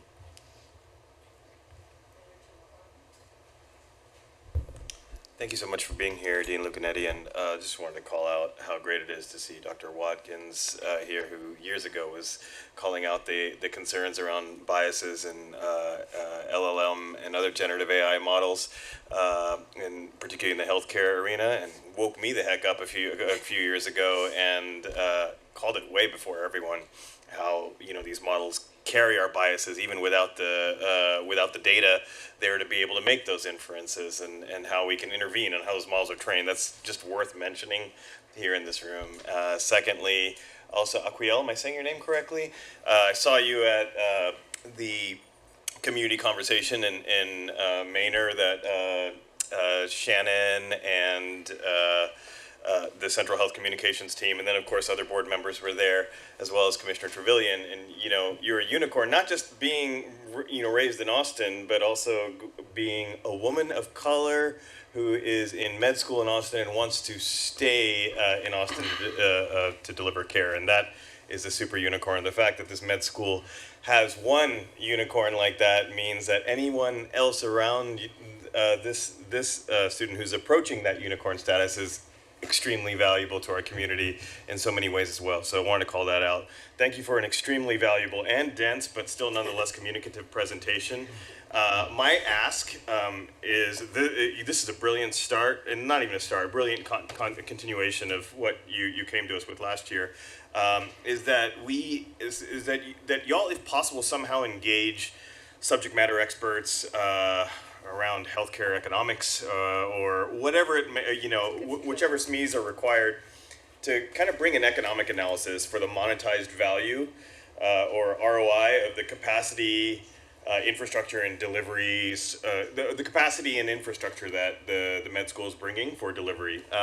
And the reason is, in particularly that, but versus the counterfactual. What would it have been like if these services weren't here? Or if this infrastructure wasn't here in this past 10, 12 years. The reason it matters is because when we hear about things like wait lists for transplants being reduced, here we are working hard to make sure CHAP patients have coverage options for complex procedures like transplants. But if they're on waiting lists for too long, none of that matters. All of this can typically be monetized or at least demonstrated in some kind of ROI. I mean, I think any economist will tell you they can do it. You find the right ones. Yeah, I think we have a good business school too, so we should be able to find at right. least one. Right, business school. Yeah, and I think that understanding sort of that counterfactual as well as some sort of attempt to monetize the value of the access versus the coverage. But we have theoretical coverage, and then we have access. You wait too long, it doesn't matter.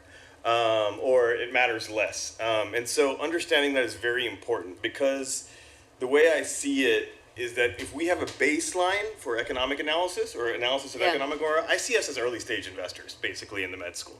And here, as we're approaching the midpoint of our terms of investment, I would like us to be able to start with a framework like this where we're starting to monetize. I don't think it comes out to ROI of 35 million, right? But if we're producing food to deliver to the village across the way and we don't have a bridge, we need to invest in that bridge, right? And so if it's an expensive bridge, we just want to know what the costs are and sort of what the return on that is. And so that gives us a framework for evaluation. And it also allows us to, year over year, start to say, okay, well, we can see this monetized value. We'd like to see more investment or more work in this particular area, because that would demonstrate, the return that we'd like to see at that particular point in time. And so I appreciate y'all being here, and I hope that there would be some framework for economic analysis that we could start working with in the future and then build off of. Thanks. I really appreciate the comment, and you building that model, I think, is a good way to think together what that would look like. It's as much about how you have cost avoidance by having access of care, and the consequence of now a patient who is so advanced in their diabetes that they have to go to an amputation, and then the degree to people also returning back into being able to contribute economically, have a job, like the example we heard of Dr. Koenig's patient, like quantifying that. I would venture to guess it's well beyond 35 million. I would venture to guess that you could demonstrate, but that being said, that number is a number, but let's think about how to build those models together. Let's really look at how to demonstrate that impact. I think it has huge potential, and as I'm writing it down, between the teams that we can bring around that and the expertise and working together of what matters and how value should be measured will be an important priority. So you can count on something like that next year, being able to present, and hopefully sooner. Thank you. Dr. Musaitis? Well, thank you, Dean. Appreciate Thank it. You shared a lot of information and very detailed information, and I've been a very strong advocate for the medical school since inception. It excited me since day one when I learned about Dell Med and what the future holds, and I certainly believe Travis County is healthier, and it's on the path of health because of Dell Medical School. So that has been always my position. So you alluded to a lot of community input, and this school was built by the community. And in terms of your research, in terms of community-based participatory research, where are you at in terms, I know you've advanced and AI is great, but it also going back to the community, to the patient, and not, so I just, and building that trust between communities and academia. So I'm just curious where you're at with that. Well, I think several things. I wouldn't necessarily, first I'll just qualify one point, and Craig could probably comment too. Community-based participatory research and AI have to travel hand in hand. If they don't, these technologies will leave communities behind. So CBPR research is an important expertise and domain. When you look at our priorities of where the medical school has identified its research priority, community and population health under that rubric is an area we need to build further capacity. We need to build data infrastructure. We need to bring experts within that space. We need to really look at our community engagement models, how we are working to develop the kind of true CBPR principles into the community. And we have some really great examples. I would say for small medical school, looking on this trajectory to build further, we will be hiring tenure track people in this space to bring that expertise, along with looking at a great example I'm going to give you right now. We're in conversations, actually, maybe it's premature, but we'll all be heading to Boston, a small group, to meet with some of the leaders in Boston, because they looked at our community here and said, how can we help you learn and do CBPR research with cohorts that can really have an impact on your population? Because we don't have all the people, we're small, we're young, we're building, Understood. being able to combine the two becomes a real priority in our capacity building going forward. So it is a key priority for us. Wonderful, and I'm really happy to pleased that your cancer research is growing, and unfortunately, as we all know, what's happening in research and academia. So just wondering, what is, I know you don't have to answer, we'll follow up, but I am really happy of the work that you're doing in terms of cancer and your partnership. And there's a lot of opportunities out there. And need, yep. It is. And finally, I have a question in terms of, going back to what's happening in the landscape of academia and certain work, and for instance, in terms of health equity and disparity. So where's the position of the medical school in that realm? I know the institution that I work with, we've been very mindful and careful what we say and do certain work and applying for certain grants. But I'm just wondering the position of Dell Med. Well, I think that I'm going to remove words and just talk about the most important point, that everyone has a fair and just right to be as healthy as possible. That is the definition of health equity. That is a grounding principle in medicine and health and research and what we do. So as far as our movement forward, we can't deliver health without thinking about its impact across all and what are the barriers to it. So hopefully you've heard throughout this entire presentation, it speaks and breathes about the commitment to addressing care for all, including the most vulnerable. So it is a fundamental component, number one. Number two, we have existing expertise in this area, and we will continue to look at how we are sure that our programs, our initiatives do not disproportionately leave people behind. And it's embedded in everything we do, from our education, our research, our practice. So I think it's not necessarily it's a position statement. It's the reality is that we must continue to think about all our patients, irrespective, and irrespective of zip code, irrespective of anything. I mean, we are committed to all. So our doors are open to all, and we will understand the unique needs of all as we seek to deliver care that can have the greatest impact, recognizing the challenges that exist even beyond medical drivers and the non-medical drivers of health. Absolutely. Well, thank you so much, and this conversation will continue, and I welcome what our manager Jones has suggested, further opportunities to meet with you and your team. Thank you. Thank you. Always available. Well, I want to thank you, and I want to thank Dell for hiring you, and I wish they had hired you just a little bit sooner, but I know that everyone they've hired heretofore served a purpose. So we are very grateful that you are here, and we hope that we can continue to work together, because so much of serious medical illness occurs in our population, and they are not able to access care. And just this, just what you're doing with diagnosing is pretty fantastic. So I want to thank you for that. And I look forward to the future. Thank you. And it's a, what I would say, I came after 10 years, there's all this work preceded me. The work seeded, I consider that I'm chapter 2. Chapter 1 was a really important chapter.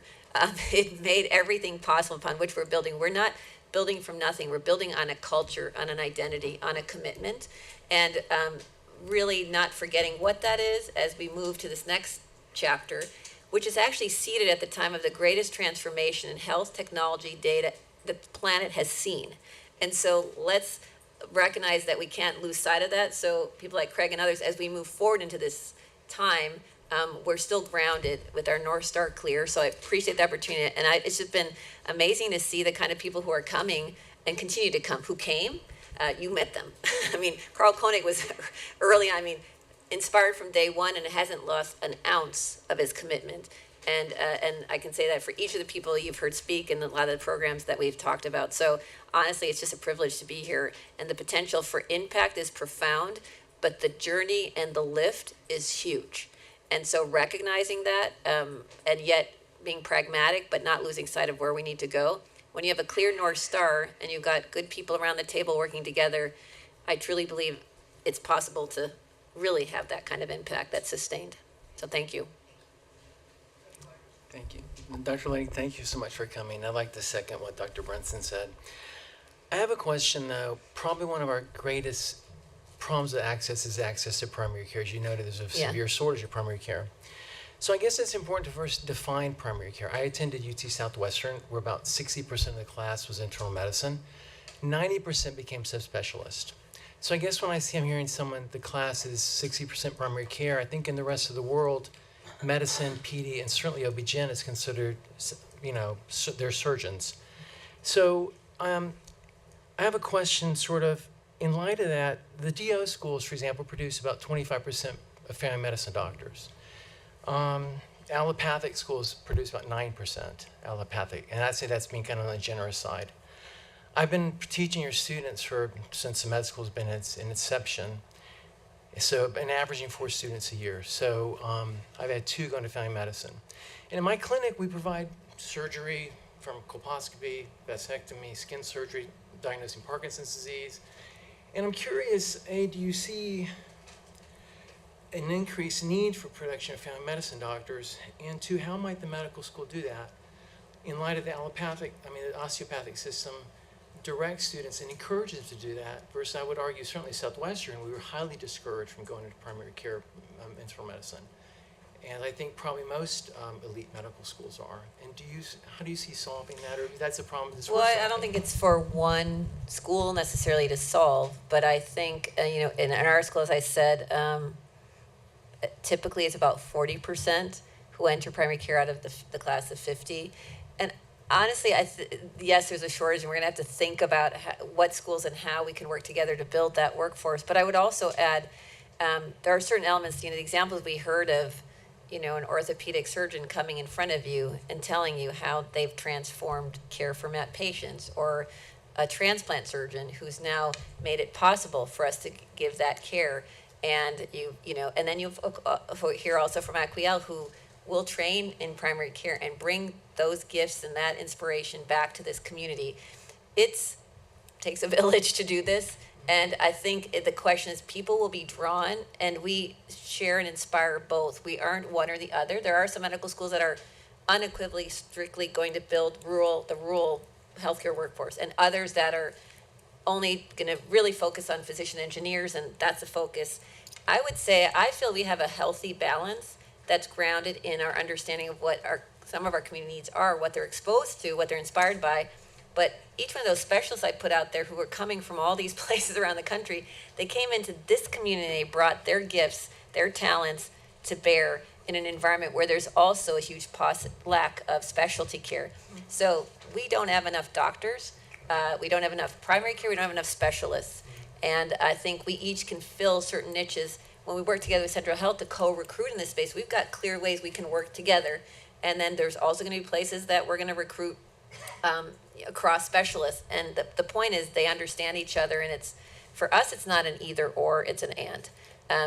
And our school is small. We anticipate and hope to grow the school going forward, and I think that's going to have a multiplier effect as well. Thank you. I really hope to encourage the med school to sort of find that balance, to not become a Southwestern or Mayo, and sort of, because I think there's such a community need here, and the medical school was founded on that principle, that that's what we really need. And I appreciate the bringing the tertiary care Yeah. specialists. We definitely need them for sure. But I think to find that balance, I'm really hope that continues. Yeah, I agree. I would just qualify, just because I want to be clear about this. We are in the center of one of the fastest growing cities in the country. We have a huge outmigration of care that's happening.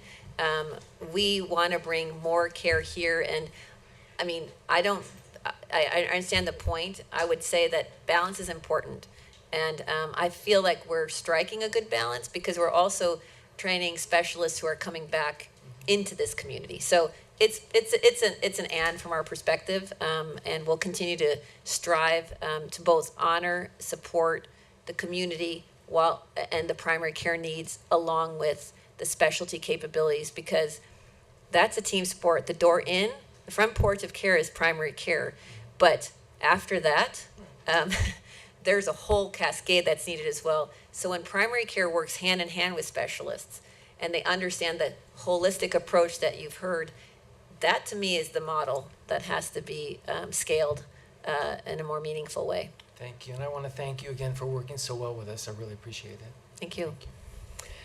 So Dean, we just have a few more people. I hope you have a few more minutes Yes. for us. Okay. Manager Valadez? I'm going to be brief because I really wanted an opportunity to look at this and dissect it just off the cuff before we spoke about this. But I who have been in this community for a long time and watched you all grow am concerned about the changing demographic of our population. You know, we used to be the most segregated community in the United States, and now I'm one of the most gentrified. And so you are serving a very separated, segregated, classist community with stark differences. And I don't know that the value system that the University of Texas is projecting is equal to what is needed for those in our population that are not receiving services. And I have to say that because I'm a big DEI advocate, and I wonder how that is justified when we know that UT is not committed to providing that perspective of education. And maybe it's y'all are doing something different at the medical school. I find it difficult to believe, but I do want you to know that those doctors that you are creating and sending out into our communities must have that lens and that perspective in order to be able to treat and address the needs of our most vulnerable, most needy populations. And that's not only here, but anywhere else that they may go. And so what I'd like is for us to have at some point in time a conversation about how we are going to address that truly as partners. With respect to AI, if I think that one of the, maybe I misunderstood, but I thought that what you were talking about were the surveys of providers. I didn't see where patients or community members' input was included. And I think you can't have an AI, the development of AI, with all of that. Because whereas AI is only as good as what you program into it. Right. And so where is that if we are not including it? So anyway, those are future conversations that I would love for us to have. And I would also hope that that you and your residents and your professors will take into account the fact that it would be great if we had y'all living in our communities so that you could understand truly what that experience means to someone that doesn't have access to good health care, quality health care. Because it's not about quantity, it's about quality. And so, anyway, those are just some off the top of my. I think that those are some, you pointed out some good things for us to have some future conversation about. Yeah, and so thank you for raising those. I'm going to move on now. Thank you very much. Thank you. Oh, and I just did want to say quickly, I didn't know what watershed was, but if I'm not mistaken, is that a California-based program? No. Okay, then what they have on the computer, I didn't understand what that was. Thank Let you. us know. Thank you. Manager Rodriguez? Sure. Dean, thank you for the presentation. I was listening intently to it, and then I just got here a few minutes ago. I just wanted to thank you and your team for your collaboration with Central Health on the transformational journey and how you're aligning to kind of our North Star around providing quality care for, especially for the poor and the vulnerable. I don't really have a question. I think I just have one feedback around, I really enjoyed the examples of the transformational care that you're providing and how you're doing that. I would love to see more about the pediatric journey there as well. Actually, I took it In out of the addition to the mental health stuff.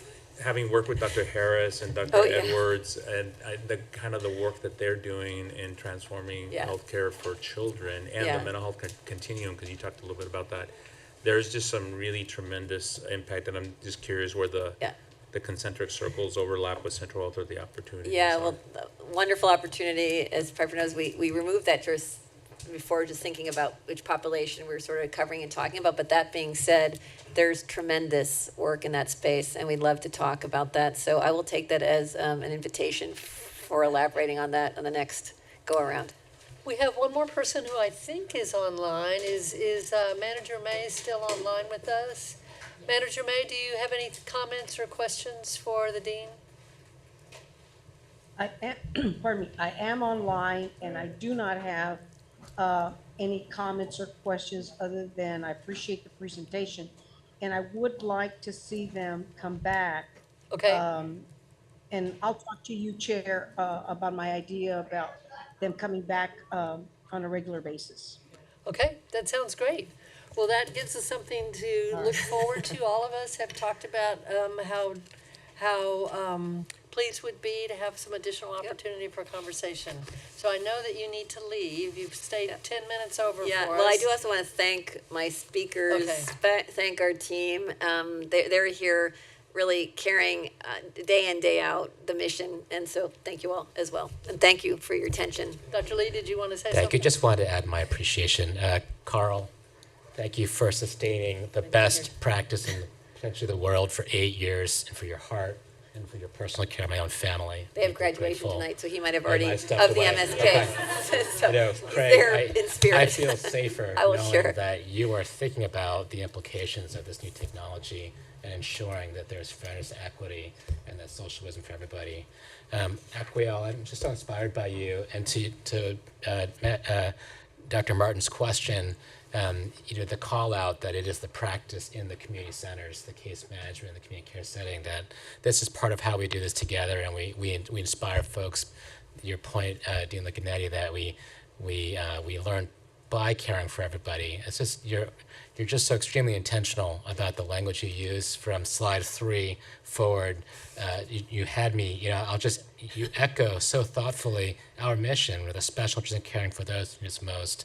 Just so thoughtful, and your shared commitments of access, community, collaboration, compassion, impact, stewardship. I mean, all of those just sing, and that's what gives me the special optimism and hope. Is that level of intentionality just tells me that we can navigate this opportunity and the complex and challenges ahead as true partners. Just thank you again for what you bring and your visionary leadership. Thank you, Patrick, and thank you all. Thank you. All right. Thank you all. So managers, thank you very much. Managers, what we're going to do now is we're going to recess the Board of Managers and go back to the Budget and Finance Committee. We're going to take a no more than 5-minute 5 break. minutes. Because Dr. Musainov is gonna gavel us back in 5 minutes, and we'll go back to budget and finance, so.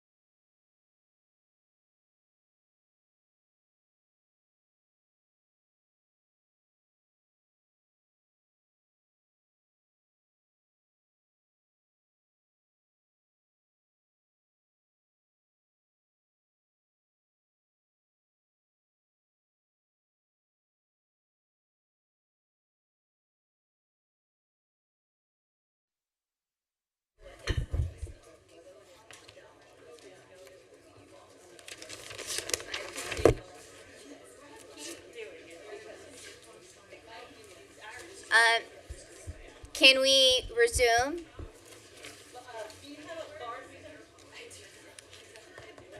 Do I have a quorum? Okay, so we are resuming the Budget and Finance Committee meeting. Today is still July 23rd, 2025, and it is 7:20 p.m. And we are gonna take things still slightly out of order. We are gonna take agenda, well, you know what, I'm gonna start with agenda number 1. Approve the minutes of the June 25th, 2025 Budget and Finance Committee meeting. I move that the committee approve the minutes of the June 25th, 2025 Budget and Finance Committee meeting. Do I have a second? Dr. Princeton seconds. Any discussion? All in favor? Aye. Motion passes. Thank you. Agenda item 2, receive the June 2025 financial statements for Central Health. Members, we do not have a presentation on this item. The financial statements are in your backup, and staff are available offline for questions. So if you have any questions, please feel free to email Brianna, and she will coordinate that. So there is no motion for this item.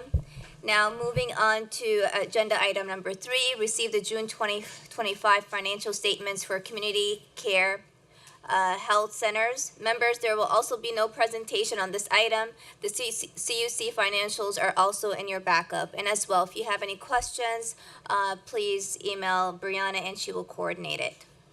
Now, we are gonna be receiving, I'm gonna take agenda item 5. I'm just trying to see. For time's sake, I'm just trying to understand. So I know for agenda item 4, receive an update on fiscal year 2026, fiscal year 26, Board of Managers budget proposals. We had 2 managers who submitted proposals, Manager Valdez and Manager Jones, and I believe they met with staff. And there's backup material. Do you have any questions or comments on this item, or is it okay if we have no presentation to save time? Manager Motwani? Did you answer the question? I'm sorry. No, Can you turn on your microphone? I think we got the answers that we wanted today, and so I was satisfied with our meeting today. Hopefully, there may be some follow-up, but I was satisfied with the results from my questions today. I'm glad to hear that, Manager Jones, and we will continue on. And I think a key concern for any of us who submits proposals, we want to ensure, yes, it's on the final budget resolution, but we also want to ensure that it's actually done, that there's that That's right. accountability piece, that we ensure whatever the board recommended and approved on carries on, not just for that budget fiscal year, for continued fiscals, that it's part of our commitment that the services that we provide. So, Well, on that note, I just want to make sure the people you were asking the question I to did answer, and make so then sure. I did want to say something. oh, sure, go ahead, Thank Manager you. Motwani. It was just in relation, I guess, some continuity from the 25 recommendations. I know the presentation last week was a little bit, we went through it pretty quickly, and I don't know that we got to necessarily deep dive into the continuity. I don't think we're posted for that today, even though it's tangential. Would you like that? But what my ask is that if possible, I could, before things are sort of too late, that I might be able to get with staff on that, and that's all, on 2025 Sure. recommendation that I had submitted. So we, staff, if you can put a note on, Thank you. we will, and if you can work with Manager Motwani as well. So, thank you. Any further questions on this item, managers? I see none, so there is no motion for this item. Now, I am gonna be moving on to agenda item 5. And this is the first time that we are gonna be presenting the proposed fiscal year 2026 budget. So item 5 reads, receive and discuss a presentation on the proposed fiscal year 26 tax rates and budgets for both Central Health Community Care Health Centers. Dr. Lee, Tara Trower, Jeff Knodel, and John Morgan will be presenting. Managers, we will, this is the first time that we will hear from staff, But please note, it will not be the last time. We will continue on having an opportunity to discuss the proposed budget. And if you have any continuing questions, I am happy to hold another meeting. We can also, any questions that have not been answered today, we can email Brianna and staff will follow up. Just ensure that we want to make sure that you're all satisfied with your answers. So I am gonna, Dr. Lee, are you gonna kick us off? Thank you. Please. Thank you, Chairman Saitief. Good evening and thank you, managers. Before we get started, I want to take a moment to acknowledge the incredible work of our teams, hundreds of team members across the Central Health System whose collective effort results in this first view today. I especially want to highlight the strong partnership with Community Care, Sendero, and the board this year. I really feel us working as a cohesive system to ensure that the proposed work reflects our shared commitment to building an equitable, high-quality system of care. As we open discussions for Central Health's fiscal year 2026 budget, I want to ensure that we reaffirm our unwavering commitment to the health and well-being of Travis County's most vulnerable residents. Central Health, as the local governmental entity responsible for our community's healthcare safety net, is stepping up to strengthen and expand access to care for those who need it most. Access to care isn't just a goal, it's a lifeline for our community's most vulnerable residents. For many in our community, timely and equitable care makes all the difference. We recognize the urgent need to improve patient wait times and outcomes, especially for those facing the greatest barriers, and this is how we begin to close long-standing gaps in health equity. For the first time this evening, we are presenting a combined budget of both Central Health and Community Care, a more comprehensive view of our HRSA Public Health Center that reflects our unified goals and vision. This year's combined budget represents a significant investment of $1.16 billion in the future of our community's health. To that end, this year's budget reflects a significant increase in funding for community care, positioning our primary care network as a cornerstone of an effective and robust system. We continue to invest in our direct delivery of specialty care services, behavioral health, substance use, and health services to our homeless population. Building off our recently opened respite center, we are creating a safe and healing environment that reduces hospital readmissions, lowers the overall cost of care, and improves the quality of life for our patients most at risk. These are real and tangible steps toward closing healthcare disparities and advancing equity throughout our community. We are at a time of heightened risk, both in terms of community health needs and uncertainty at the state and federal levels. And that's why, for FY26, we are proposing an ad valorem rate 8% above the no new revenue rate. This is a responsible action, one that ensures we have the financial resources to sustain and strengthen our essential services, secure our system's long-term sustainability, and meet the evolving needs of those we serve. Budgets reflect our values and priorities. With your input and support, Central Health will continue to improve to better serve all who rely on us. Our impact is made possible by our valued enterprise partners, Community Care and Sendero, collaborations with Travis County, the City of Austin, Integral Care, and an entire network of community-based organizations and nonprofit partners who collectively enable us to maximize the valuable resources and investment of our Travis County taxpayers. Thank you, managers, for your continued partnership as we work to build a healthier, more equitable future for Travis County. Thank you, Dr. Lee. Thank you. Over to you, team. Let me kick off. So we're going to present actually, Tara's going to present the budget for community care. We're passing it out now, and then we'll switch over to Central Health. So thank you. Thank you so much, Jeff. And thank you so much, Board of Managers, particularly on behalf of Dr. Nicholas Yagoda, who couldn't be here today, which is why you are seeing so much of me this evening. As you all know, by the nature of the public entity relationship, the budget process is very iterative in the sense that we collaborate very, very closely with the executive team. We come before you. We are now presenting rolled up financials budget, which we will then also need to take and present to our board of directors so that they can perform their duties as the FQ8C board and approve our budget. But I'm very happy to present to you sort of a high-level view that represents the significant investment that you all have committed to for community care, building on this year, as well as our collaboration as we've worked as a system to figure out where we best align in terms of ambulatory care services and really building and strengthening the primary care safety net. Building on something that Dr. Lee said, as Chief Strategy Officer in one of my roles, budgets are really and truly strategic documents. They are representations and outgrowths of what our annual priorities are, as evidenced by our strategic plan. And so if you could go to the next slide. As we look at what our key principles are in the development of the core community care budget, as well as the items that both John and Jeff will talk a little bit more about that we have collectively sort of put forward as a system. It tracks very closely with the strategic plan that I presented in front of you a couple of months ago.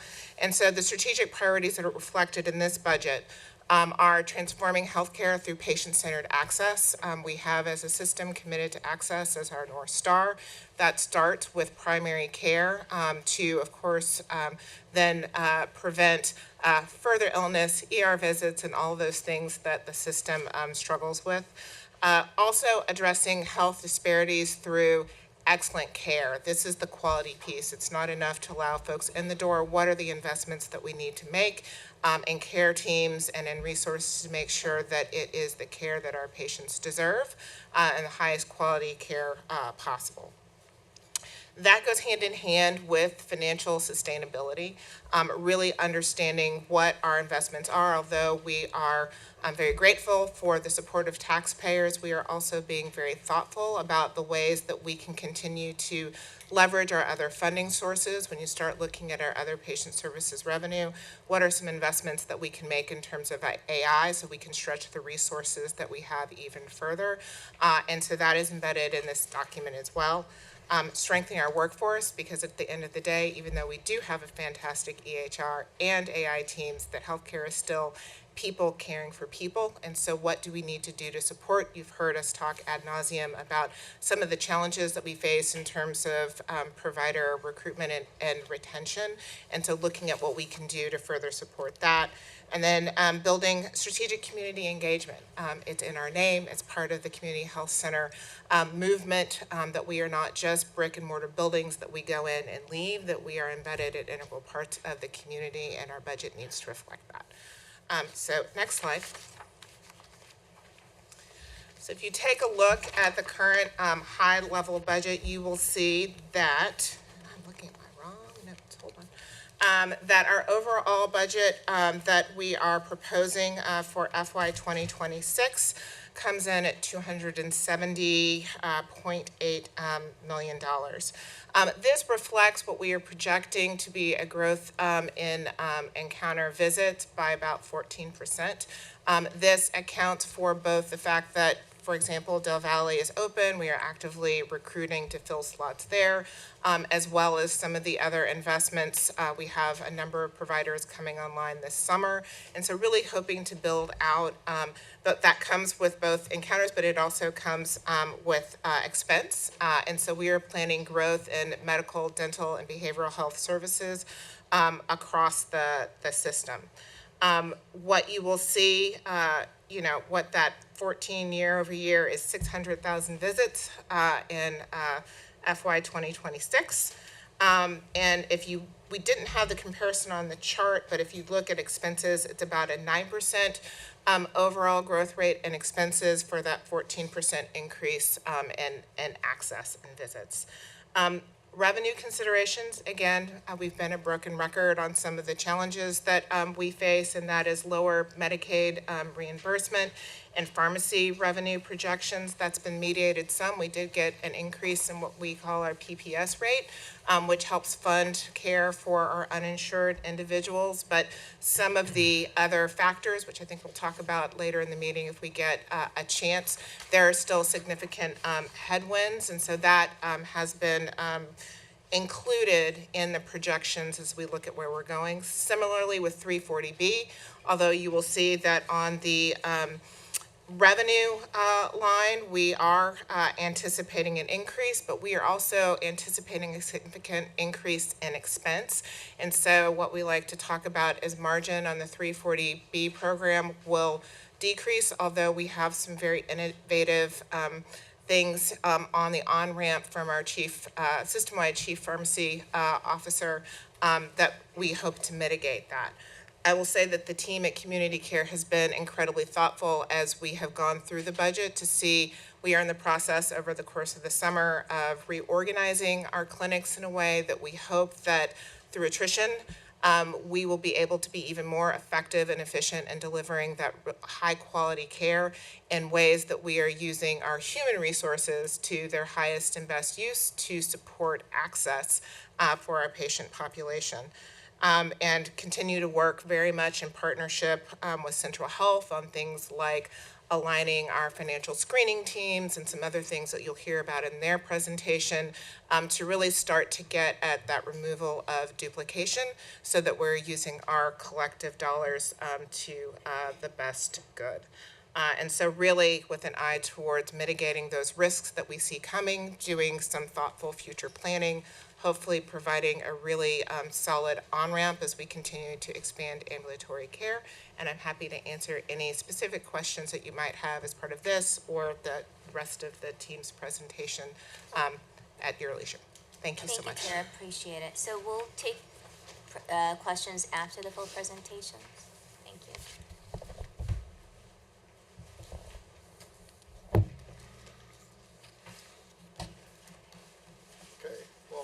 Cue up the next slide. I want to take an opportunity just to say thanks for the collaborative process. This has been a really collaborative budgeting process. We are trying to identify areas of opportunity to build one function. We can't do it all at once. Unfortunately, we can't do it all at once. It needs to be measured.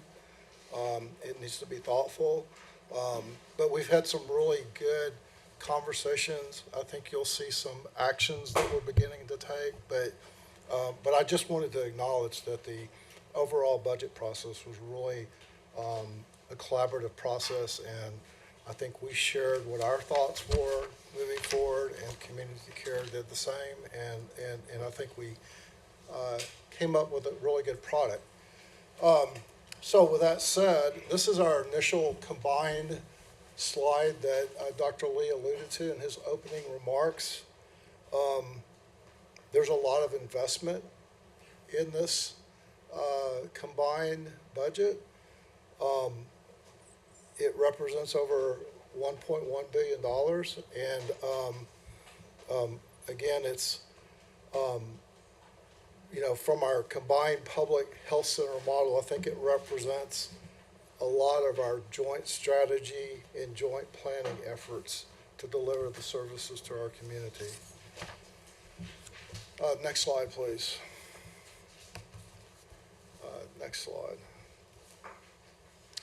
So before I start this slide, I just want to, I know this is a real obvious statement, but this is a proposed budget. This is our first presentation of it. The one thing I can guarantee you is it's not final and numbers will change. There'll be plenty of times to walk through detail, and I just want to make sure, I'll say it here, that if there are questions that board members have, we'll have several different mediums to either answer questions or come back on subsequent presentations. So this is our annual budget process. This is a slide that illustrates starting from our healthcare equity plan. This is our long-term vision that was adopted by the board in August of 2023. And as you go through the cycle from that foundation, we set what are called objectives and key results. There's a lot of acronyms. You hear OKRs all the time. That's what this is, objectives and key results. There were 4 of those that were approved by the board in June. Although the OKRs were adopted by the board in June, certainly as we move forward, they were taken into consideration as we built our, what we call business cases, but I'll call budget initiatives. Moving forward, they will help us shape the final budget product. As we continue, after we continue the process of refining the budget, again, we're at the budget presentation, and again, this is the part where staff presents the budget and we receive board input, ultimately leading up to not only proposing our budget here, but at the Travis County Commissioners Court with final approval set in September. And so kind of moving up on the circle as the budget is approved, staff aligns our key results into a reporting cycle. And that's, you see that picture on the left, it's referred to a lot as the red, yellow, green light report. But that's how we report our key results to the board in a reporting cycle. So this process really, I think, reflects where we're trying to go. From a cycle of a long-term strategic plan, developing objectives and measures around that process, crafting our budget, building our budget initiatives around those, and then reporting out progress to our board on a regular basis. Next slide. So I just showed what the budgeting cycle was. Even within the budget proposal process, there's a cycle within that part of the overall cycle. And it really involves, in proposing the fiscal year 2026 budget, where do you start? And the starting point is really where do we think we're going to end this year? And so this schedule here on the right shows our fiscal year 2025 approved budget, and then a really, really high level in the middle column of where we think we'll be at our year-end estimate. And so you see a real high level of what we think our major variances are, and what we're trying to ultimately reconcile to is from our variance standpoint, where do we think we'll end from our budgeted revenues less our budgeted expenditures? Where did we start the year? Where do we think we'll end? And how do we roll that into the next year? And so you see, and I won't go through all the detail, but you see a couple of real high level variances. You see that our total variances for the year are $55.4 million. So that means that our ending contingency reserve balance will be $55 million more than our budget. And then you see the reconciliation of what those items are at a really high level. And then you also see at the bottom where those numbers come from based on our fiscal year 2025 approved budget and our estimate.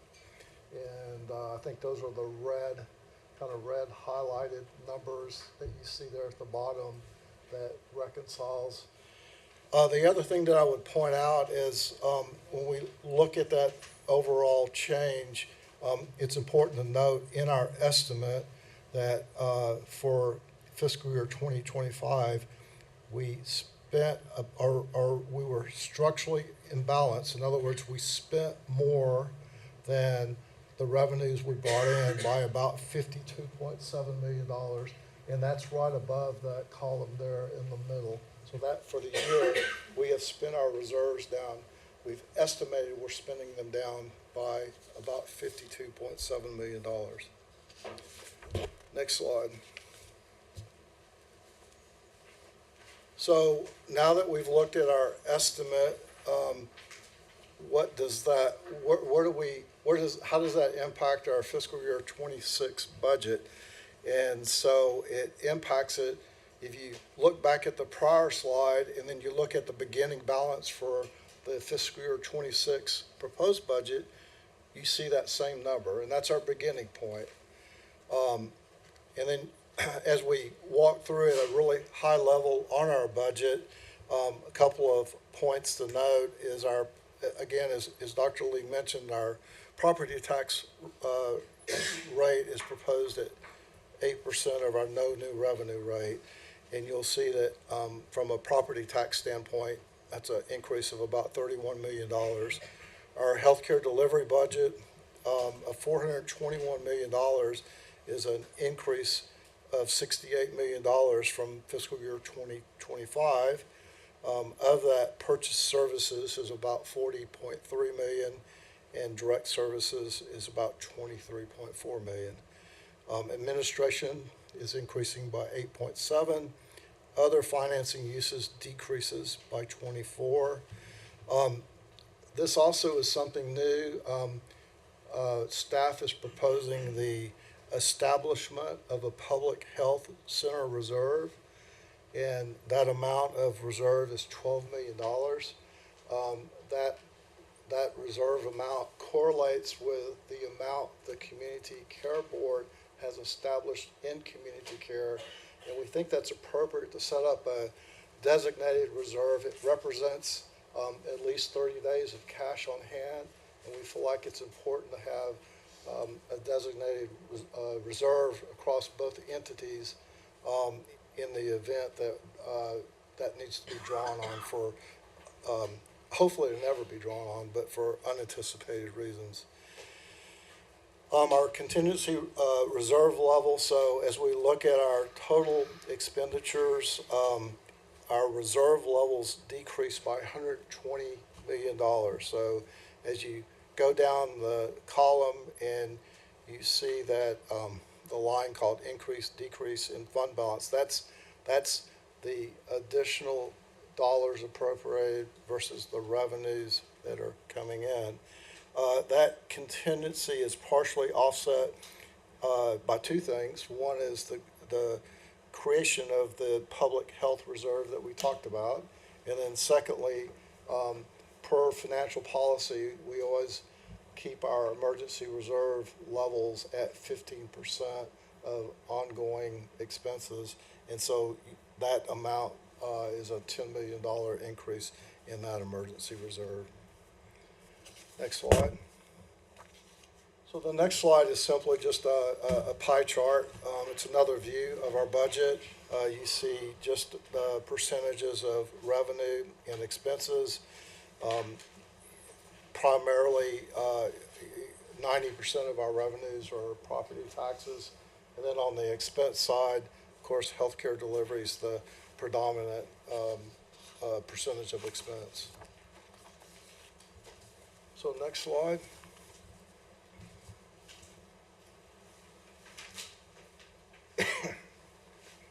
So in Dr. Lee's opening remarks, one of the things he said was we're proposing 8% over our no new revenue rate.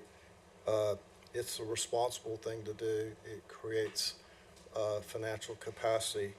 And this is our 5-year forecast updated both with our 2025 estimate and also our proposed 2026 budget. And then we look at things from a forecast perspective, from a long-term perspective over a 5-year period. And so the metric that we look at when we evaluate this chart are what we call days of reserve on hand. And you see there's a green band that runs across that chart. You see a targeted days of reserve. That's the targeted days of reserves that we feel are appropriate. It's 120 to 150 days. And then you see a couple of different lines, and let me walk through these real quick. There are 3 lines that start from 2025 and move across the chart. The blue line is our base budget that we presented in our fiscal year 2025 forecast. So remember, we did a forecast. We went back to our fiscal year 2024 amounts. We trued up to audited actual numbers, 76 days of reserves on hand. And then we have 2 property tax rates. Again, we look at it as a rate year over year, a constant rate, 6.5%, and then our proposed budget of 8%. And so at 6.5%, you see the trajectory of it. Eventually, as you get to the end of that 5-year period, we're well below our targeted range. We're at 22 days. And then you see at 8%, because it's a slight increase, there is a compounding effect. You see that we get back to our days of reserve on hand that we started with on our initial forecast. So, in proposing the budget, again, alluding back to what Dr. Lee said, we feel like this is the responsible rate to propose related to long-term financial capacity and sustainability. Next slide, please. We also live in an environment of heightened risk. Too many to mention. I've mentioned just a few here. Some of them have been talked about, but it's broken out into a couple different areas.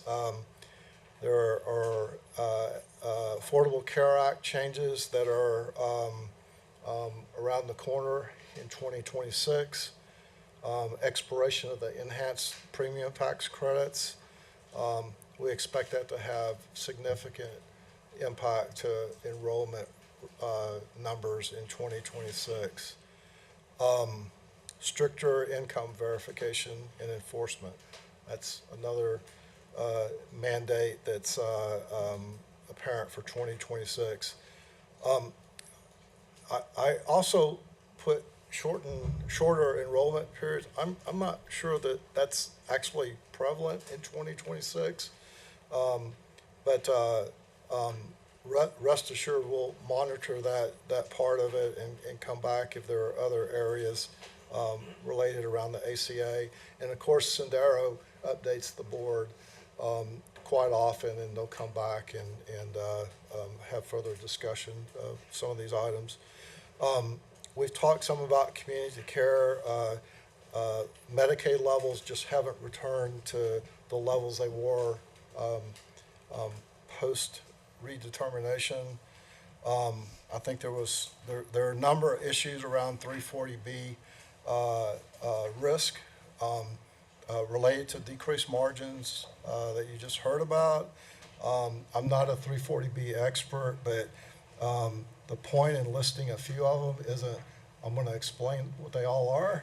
It's just to mention that there are more than one. There are a number of 340B issues, and I think it was really heartening to hear that we're trying to look at preserving the margins that the program's designed to have, and we're going to have to take steps internally and more than likely not rely on as much of contracted distributions, and even things like rebate timing doesn't seem like a really big deal, but the amount of rebates that flow through the program and just the delay in receiving those rebates are challenging for both small and large FQHCs. Inclusion of the community health centers in the HHS interpretation surrounding undocumented immigrants. That's something that's a high-risk area. And then, quite frankly, just the environment of the federal, state, and local grant funding cuts. It seems like every every couple of days there's some significant funding cut, and it continues, and over time it will exacerbate and could certainly have a big impact on either how we deliver care or what the cost of care that we'll need to deliver is. Jeff, can I just add very quickly on the Sendero clarification? So the shorter enrollment period impact for this upcoming open enrollment period is that the year-round enrollment opportunity that we've had for individuals under 150% of the federal poverty level goes away. So where today we can do active outreach throughout the year, we've got that 2-month window to really get everybody in the programs that we can. The other major impact is legal permanent residents that were able to enroll in the marketplace today will not be eligible going into calendar year 2026. And then in the open enrollment period for calendar year 2027 actually reduces the window for that open enrollment period as well. Thank you, John. Next slide, please. So this slide is our proposed tax rate. Just want to be perfectly clear that this is a proposed rate, and it's not a rate that was calculated using what's called the certified tax rate, tax roll. That is hopefully upcoming very soon, and you'll see that at the next budget presentation. But within that, within our proposed tax rate for tonight, we have a rate of 11.8657 cents. And then you see a breakdown of that rate. There are two components of it, the maintenance and operations rate and the debt service rate. And really, to me, the takeaway on this is that as a percentage, our debt service tax rate is proportionally a very small amount compared to the total rate. And then just as a reminder, the Central Health Board approved and the Travis County Commissioners Court approved increasing the exemptions for 65 and older and disabilities from $154,000 to $185,200 this fiscal year. Next slide, please. So this slide, we show this slide every year. We update it and we show it just so we can compare what our tax rate looks like compared to the other major Texas urban hospital districts. So there are two numbers on each of the counties, the hospital district columns. One is the actual tax rate, and that's what you see in the circle. And then the more interesting number is on the percentage. That's the percentage of the hospital district tax rate on an average homestead as a proportion of all the overlapping taxing jurisdictions. So another way to say that is in Travis County, the Central Health is a little over 5% of the total tax burden, and then you see the percentages for the other hospital districts. So I'm going to turn it over to Mr. Morgan to continue the presentation. Thank you, sir. I hope you're all still with us. There's a lot of detail there, a lot of complexity, and just want to acknowledge our finance and strategy teams that have really led this effort over the past several months now to get to those documents. So I have the opportunity today to try to tie some of the dollars that both Tara and Jeff spoke to some of the key budget initiatives and really what we get out of the investments that you all are making here as the Central Health Board every year. So many of these initiatives are going to be familiar to you all based on the pretty in-depth review that we did at the Strategic Planning Committee last month for the Healthcare Equity Plan. And then following the guidance of the Budget and Finance Committee and the Central Health Board leading up to this budget process, staff really tried to take a perspective where we were focusing the dollars that are available to Central Health in the budget. And we're doing a few things. We're trying to continue the work that's in progress so that we are executing on and delivering on the services that we have committed to bring into operation here for our patients. We're focusing on areas of continuity and preserving services in an environment of uncertainty, whether that's funding or from a policy perspective.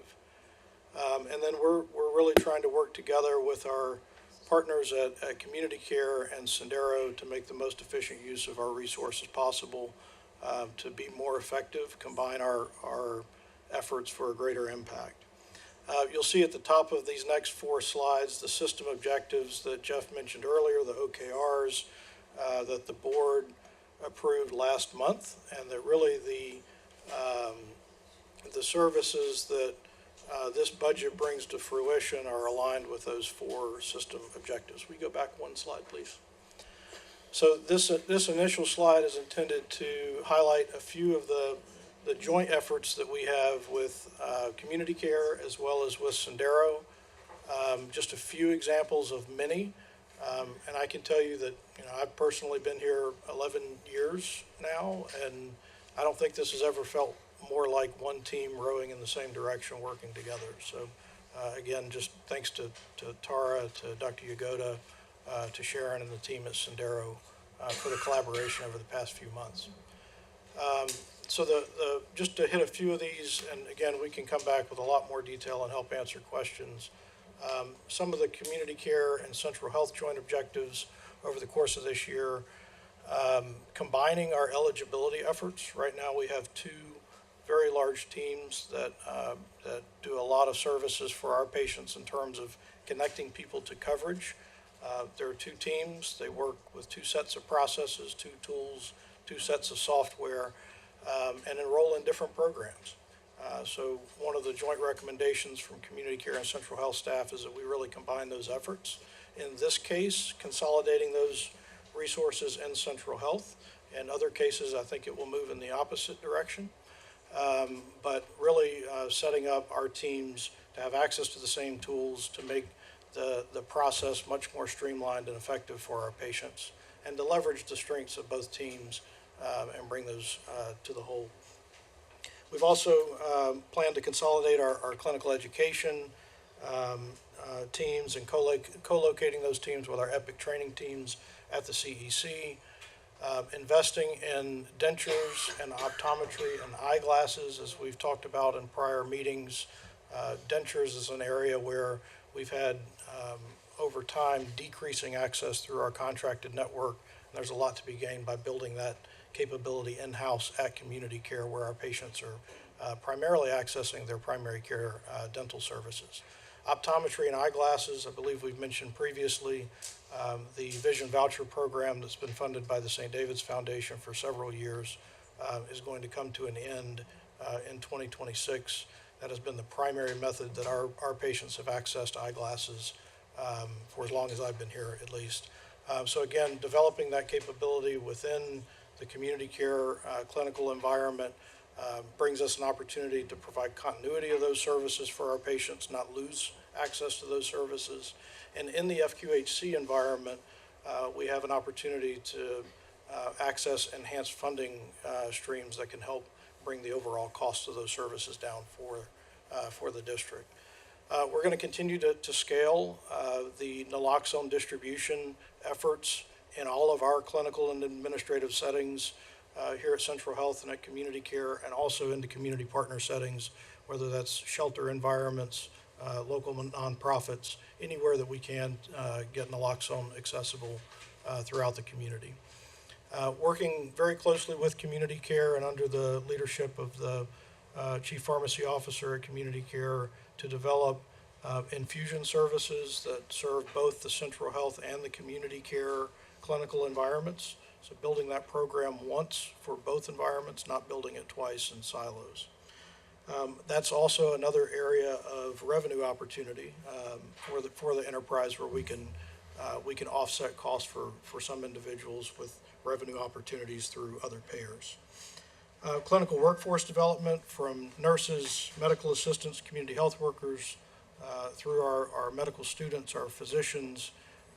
There are lots of areas of collaboration, both with community care, but also with partner organizations throughout the community. We're, have close relationships, not just with Dell Medical School that you all heard from earlier today, but Austin Community College, developing relationship with St. Edward's, a lot of really exciting things on that front. And then a renewed investment in work with our Travis County jail system, with individuals who are incarcerated, both in terms of enhancing services within the jail environment, but also a focus on reentry and connecting people to services that are initiated in the jail, sometimes for the first time, like substance use treatment, and making sure that those folks are connected to services as they leave incarceration. A few quick examples related to our work with Sendero. Again, a lot of these should sound familiar. Expanded transportation. We're continuing to make investments as we try to address the social factors impacting our patients' ability to access services. And again, another good example of where just coming together from a contractual standpoint and having one vendor relationship instead of two allows us to negotiate for much better pricing at those higher volumes. So doing that work jointly with Sendero and community care as well, actually. Expansion of our enrollment programs with Sendero, even in the face of the changes of ACA, we are looking at opportunities that we've discussed here before to really leverage our community-based health plan to gain access to treatments for our patients that they otherwise would not have access to. The largest area of focus is called out here, which is we've had some success with gaining access to transplants for our patients through Sendero, and we want to develop more deliberate pathways and programs around lung, around heart, kidney, and liver. So I have a lot of exciting developments. Nothing finalized yet, but that's really where we're looking at growing that high-risk CHAP expansion program going into the new fiscal year. Across community care and Sendero, looking at areas that we can align on credentialing. There's a lot of duplication in this area. If we bring on a new provider, there's a chance that they could go through a community care credentialing process, a Sendero credentialing process, and a central health care credentialing process. And that's something that we want to streamline, do away with the duplication, and it looks like Sendero is largely going to take the lead on performing some of those back-end high-volume functions for primary source verification, for collecting all the information needed for packets, and then each entity will maintain their required components of the approvals around credentialing and payer enrollment. And then, as you all have heard about, continuing to support areas of growth for Sendero in the claims administration area and others going into the new fiscal year. Next slide, please. So this slide is really highlighting the clinical initiatives within the budget, and just a few of those. As both Tara and Jeff mentioned, a significant investment in community care and to both sustain and to grow access for our patients across primary care, dental, mental health services, substance use treatment, specialty care, and you all are aware of a lot of the ongoing initiatives within that particular scope. Continuing to optimize and stabilize in our direct practice services. So as we've talked about, many of our specialty care services that we've stood up in the past year or two are about an inch deep and a mile wide at this point. So we want to make sure we get to a scale that provides some stability and some depth that makes sure that those services are sustained and are not placed at risk if we have a single provider that moves out of our environment. That service doesn't go away entirely. So you can see some of the services here that have just started over the course of this year or possibly the prior fiscal year. I'll call out neurology as one of the highest need areas that we have. It's also been one of the hardest areas to recruit. We have not been able to recruit a neurologist, but we don't want to give up on those efforts, given that it is one of the areas with the most significant wait times for our patients to access care. And some of these are community care services, some of these are central health services. Some of the work over the course of FY26 will be working through with our colleagues at community care how we can align these clinical services better in the future. 3 additional mobile bridge teams are part of the proposed budget as well.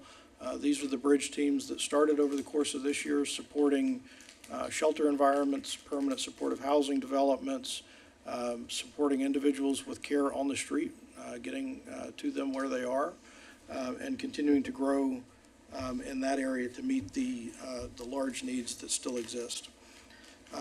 $1.8 million of the proposed budget includes additional behavioral health, psychiatry, counseling, and peer support.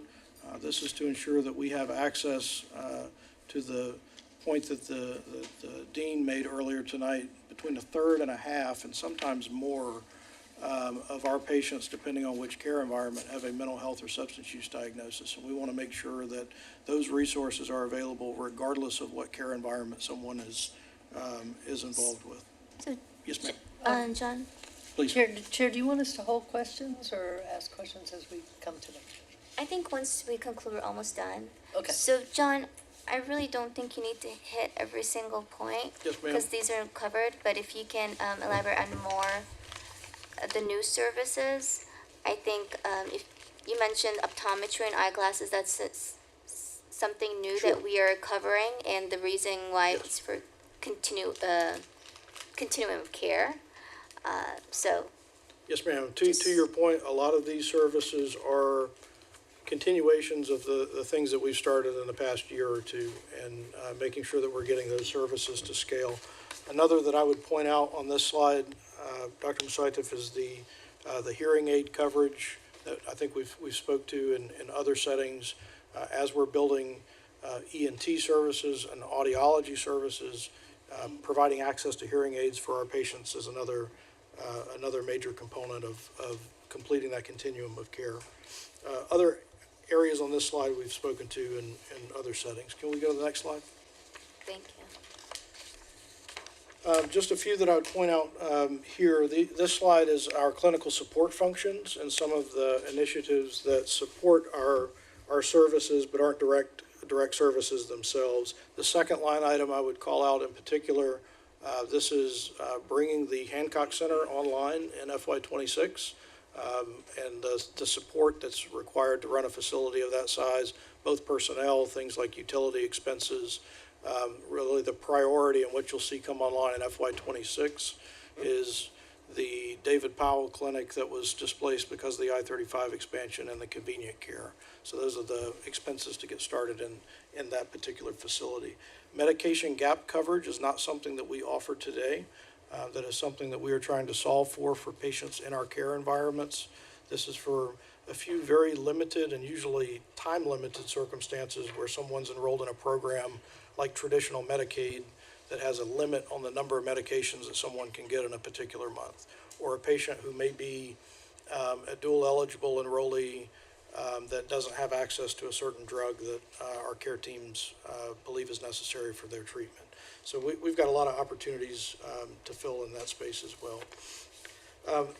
Fourth from the bottom, I will also just recognize we've never done a joint community health needs assessment with community care. So this is an investment in that space to bring the data together, to bring those two pieces of the Venn diagram closer together and really look at the full picture as we're making long-term strategic decisions. Next slide, please. This slide covers some of the other purchased clinical services that we wanted to highlight for the board as well. It's certainly not all-inclusive, but these are some of the primary cost drivers in the budget. An additional investment planned related to our work with Integral Care. This is additional outpatient services and mobile services in their environment. Doing some joint planning around long-acting injectables that are largely not available in our system today. Expanding the psychiatric intake process and some of the intake points and creating more embedded intake capacity both at Central Health and at Community Care so we can better get patients into the Integral Care environment. And then joint work around the permanent supportive housing communities with community care and integral care, and then similarly joint work with integral care, community care, and other substance use providers around enhancing services in the Travis County jails. Our partners at Lone Star Circle of Care and People's Community Clinic are facing a lot of the same uncertainty that we are here at Central Health and Community Care. Lone Star Circle of Care went through a pretty significant reduction of force earlier this year and announced that they would be closing some services, not fortunately in the Travis County area, outside of the Travis County area, but it really shows the importance of our support for those organizations as well. They've also been building significant additional capacity to serve our patients over the past few years, and so those service volumes are also starting to ramp up. The third line is significant. These are some of our areas of where we have some of the largest cost increases of any of the services that we purchase. Anesthesia in particular is offered by very few groups in town, and those groups generally have an exclusive relationship with the facilities that they service, and as a result, they have a lot of bargaining power when it comes to contracting. So these are all services that we're going to be keeping a close eye on going into FY26. The EMS. Apologies, John. I just want to lift up something I did clarify for Manager Rodriguez, and it's all there on the bottom of the slides. But everything you see here, these are the net new investments. If you correlate back, let's say for purchase services, that's just shy of $100 million in our budget. You only see about $10 million represented on this page. 90 million more represents things we're already doing carrying forward. Just want to make sure to level set. These are just the net new additions, and the vast majority of what we're funding next year is not called out like this. Just want to make sure that was shared. Thank you. Thank you, Dr. Lee. I believe we've spoken to most of these. The last one I'll just touch on is the Sobering Center, second from the bottom. The Sobering Center has been working with us on a holdover initiative for the past year or two, so that after a patient goes through the sobering process, that we're able to hold on to those patients long enough to connect them to substance use treatment services. So this is an expansion from the 2 beds that we have now to as many as 9 to 11 beds, so we can get more people into substance use treatment downstream. Next slide, please. Again, this slide should be very familiar with a few exceptions. The first line item here is a request that we've received from conversations with the City of Austin and the Homeless Strategy Office.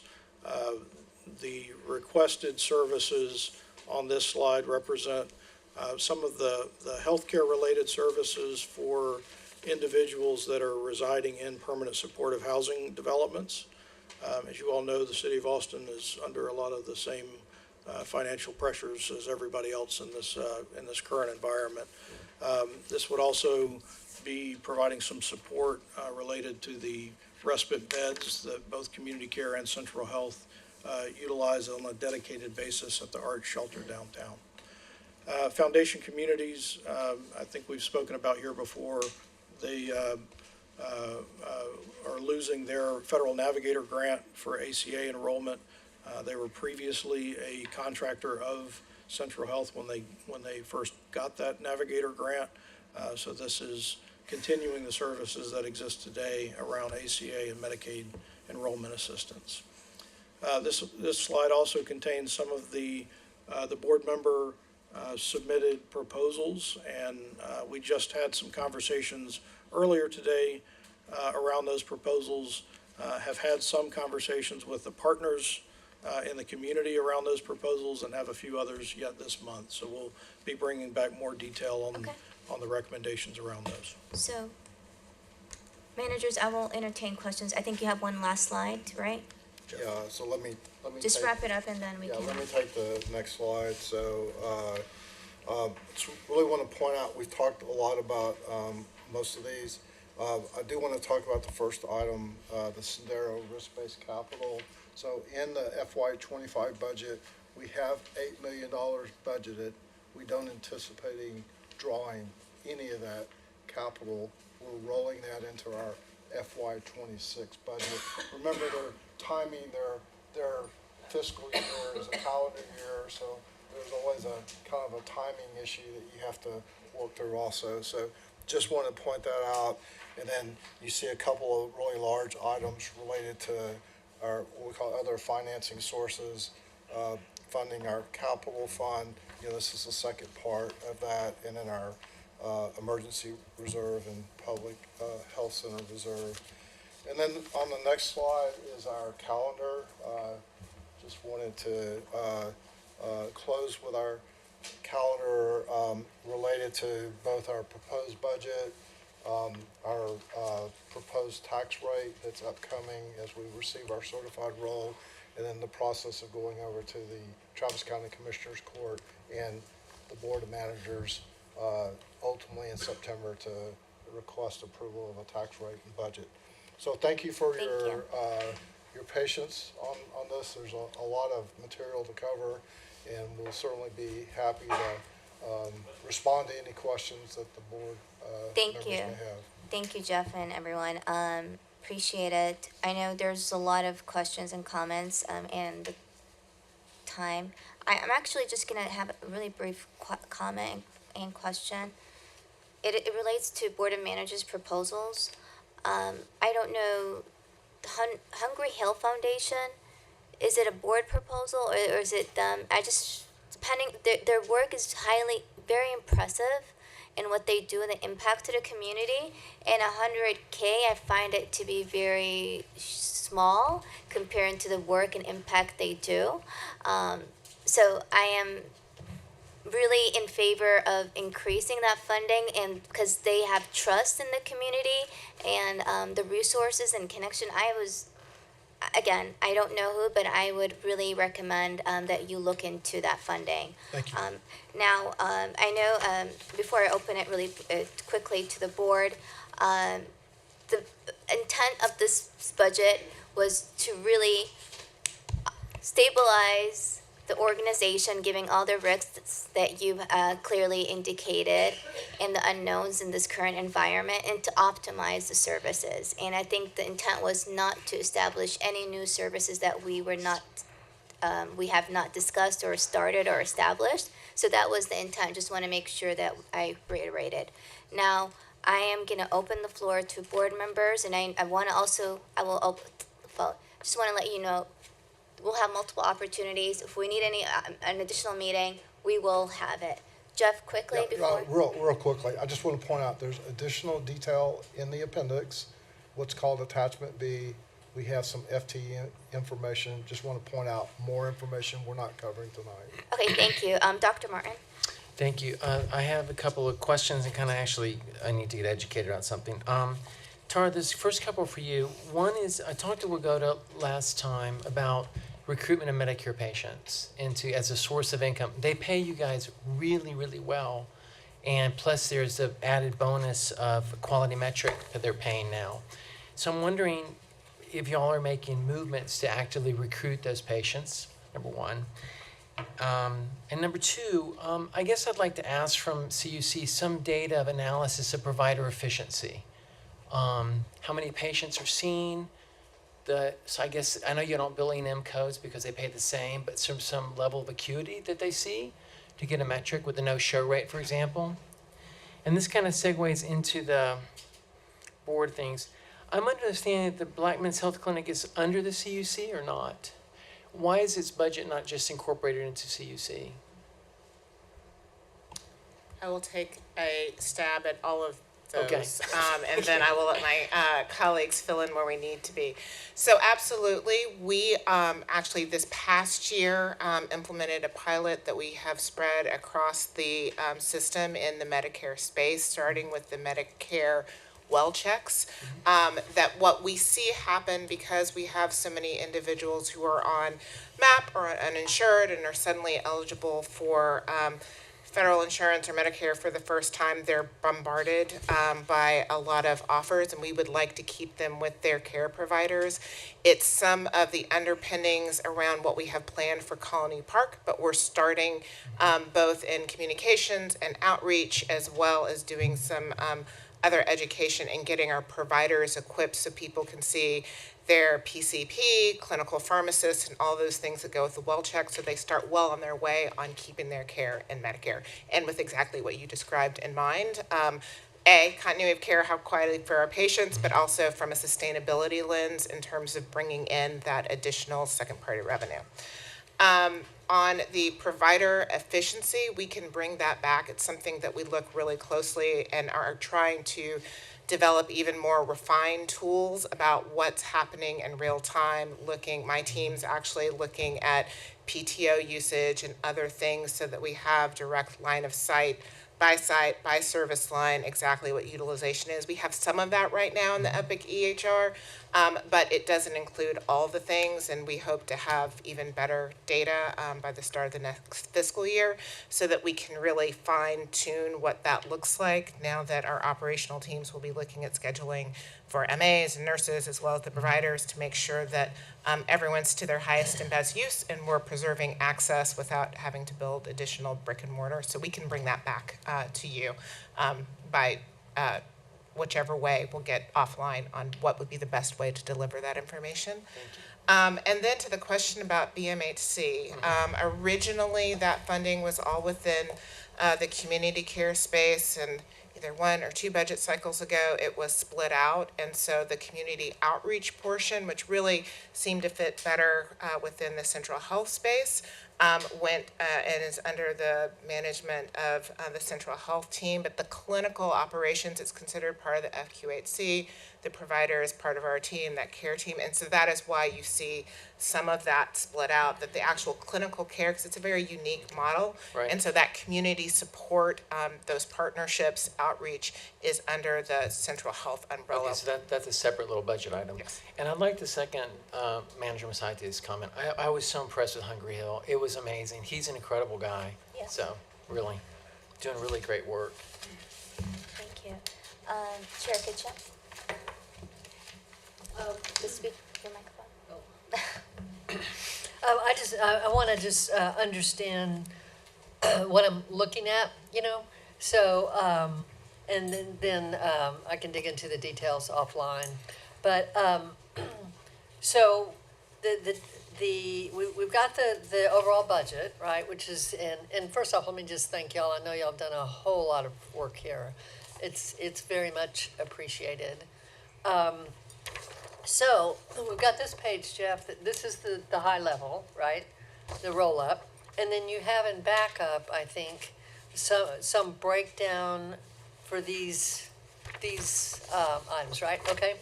And then what these are further breakdown, but it's just the new things. Am I understanding that right? Okay. So if I wanted to get more detail, where would I look? Should I just ask y'all? So for example, if I wanted to understand what is included in one of the line items, say attachment B, if I wanted to understand better what's included in psychiatry and addiction care, we would go from 1.6 to 3.6.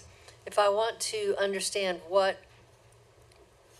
what's included in that difference, where would I look? Or should I just develop a list, or should I just develop a list of questions? Yeah, I would suggest if you could develop a list of questions. Okay.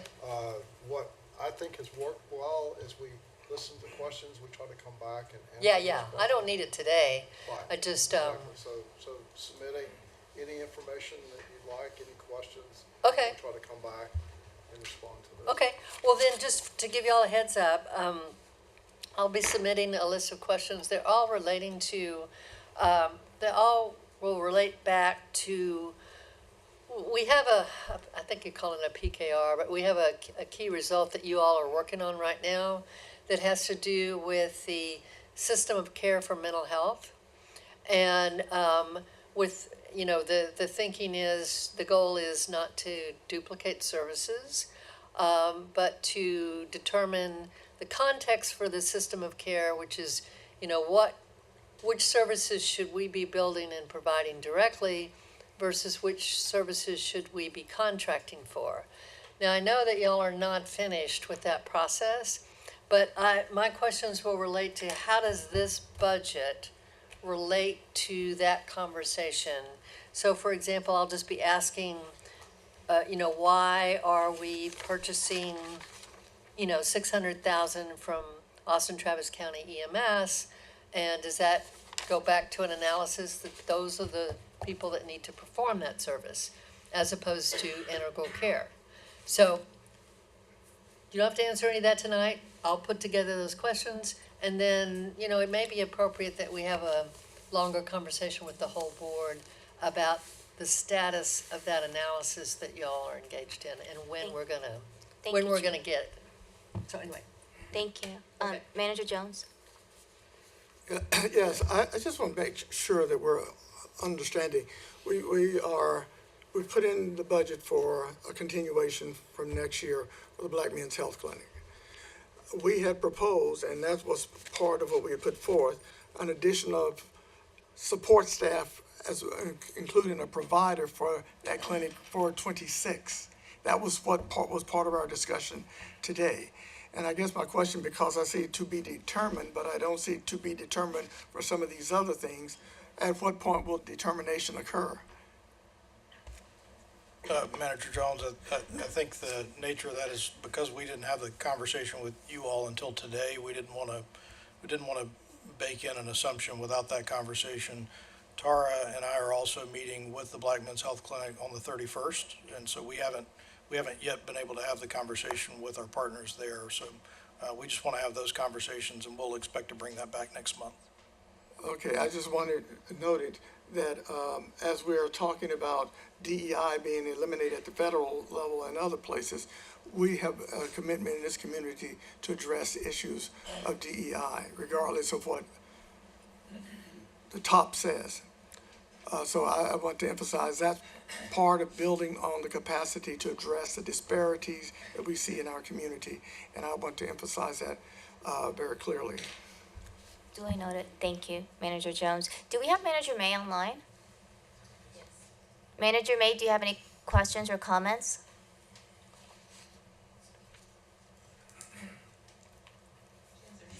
I am online and I don't have any questions. It's hard for me to hear, and it'll probably be hard for you to hear me as well. So I'm just gonna reserve my thinking to offline conversations. Okay. Well, thank you, and Thank our you. apologies. No worries. So I'm gonna go here. Manager Montwani, do you have any comments or questions?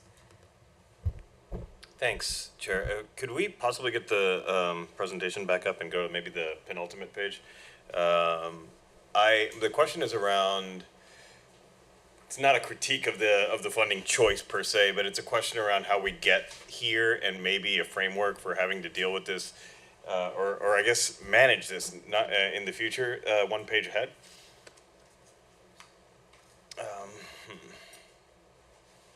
Yeah. Well, in any case, it was the one with the TBDs on it. On the last, it's a board recommendations. Yeah. So we are in a world where health and human services dollars are more scarce than we've known in decades, for a variety of reasons, and that has big implications, particularly on nonprofit health and human service providers, which is in the purview of public funding as well as philanthropy. And so I agree with and totally support our organization's support of nonprofit health and human service organizations, especially as aligned with mission. And as someone who spent my whole career in nonprofit health and human services and philanthropy, I would like us to codify a framework moving onward. And I do understand that with the development of the foundation, there's a lot of scaffolding and clearly a lot of framing that's going to be in place for how we do these things in the future. However, there still is going to likely be a delta of time until that's fully rolling and engaged. And to me, investment, in addition to the moral imperative, requires a sort of practical fiduciary duty on the part of the investor. And that means that For me, anytime that I've gotten funding from any funder, whether it's philanthropy or government, it's pretty rigorous. Folks are wondering, they want to see financials. They want to see what the sustainability of the organization is. They want to understand track record in the past, track record in the future. They want to know operational reserves policy, etc. And so most of these organizations, I think we've been able to do deep dives with because we've been working with them consistently. One that stands out for me, which as large of an organization they are, I still call them pound for pound one of the strongest nonprofit social services in Austin, is Foundation Communities. And to me, that's a $20-30 million organization. 3/4 of its revenue comes from its own rental revenue. And I wonder, what is the end game with supporting for this 1 year? Is it just a 1 year one-off thing, or was this presented to us or requested of us with the plan for ongoing sustainability? Have we engaged other big philanthropy in Austin to talk to us about our role in this and how we can sort of partner with them, because we shouldn't be taking this on alone. We are not philanthropy. And for example, questions like, are we covering admin costs here? Or is there if there's an operational reserve for an organization of this size, could they not be able to fund 1 year on their own? And if they can't, are we concerned about that? So those are things that I wonder when we discuss those. I'll let Steph's, you might want to take this offline or bring it back. This has been on our agenda already, and we had a conversation about it, but I don't know that we circled. Okay. Yeah, we did. I didn't remember having the deep conversation. I'm sorry. We didn't circle back. I saw it in a memo 2 meetings ago. Yeah. And so John has done a lot of vetting with Foundation. Your questions are great. I don't mean to say. No, I would just like some access to the vetting, I guess. Yeah. So I would suggest that you talk with John about it, and then if you still want the whole board to talk about it, let's do it. But it's just the questions you're raising, we've already raised. We've already had some of that conversation. I think you may have missed that meeting, but. Oh, did we talk about engaging big philanthropy and possibly partnering with them with the bigger picture? No. What we talked about, I'm sorry, I should be more specific. Yeah. What we talked about is, just as a reminder, they came to us because they lost a grant. Okay, so we had that conversation. John went through a vetting process with them, to ask a whole range of questions. And then shared that in a memo with us, if I'm remembering correctly. So now what we didn't do is take that memo and have a board conversation about it. Yeah. So if you would like to go back and read the memo, and then if you would like us to bring it back, I think I did read yes. I think I would like to have a deeper conversation on the bigger picture of how we do this. Okay. Sure. The other thing is, just as a reminder, we also asked, I think Ram asked, and I know, John, you may be working on this, but ask for the policy framework for how we handle requests that come to us. Sure. And I think that maybe, I don't know if y'all are still working on that, but remember that was part of the list of items that we asked for at one point. Yes, and we also asked for another policy that you reminded me, how we seek legal counsel as well. Yeah, and I'm sure y'all are working on that. So, and also policy and how we reimburse for meals, I think, expenditures and other. So there's a lot of policies that we asked in the past that we're still waiting. They're still working on. Yeah, and I get that. I don't want to divert too much from the original point. So the original point, I guess, is that there are some considerations, and I get we're close to the buzzer on budget, but I would like us to be careful around potential precedents we're setting when it comes to our role in philanthropy.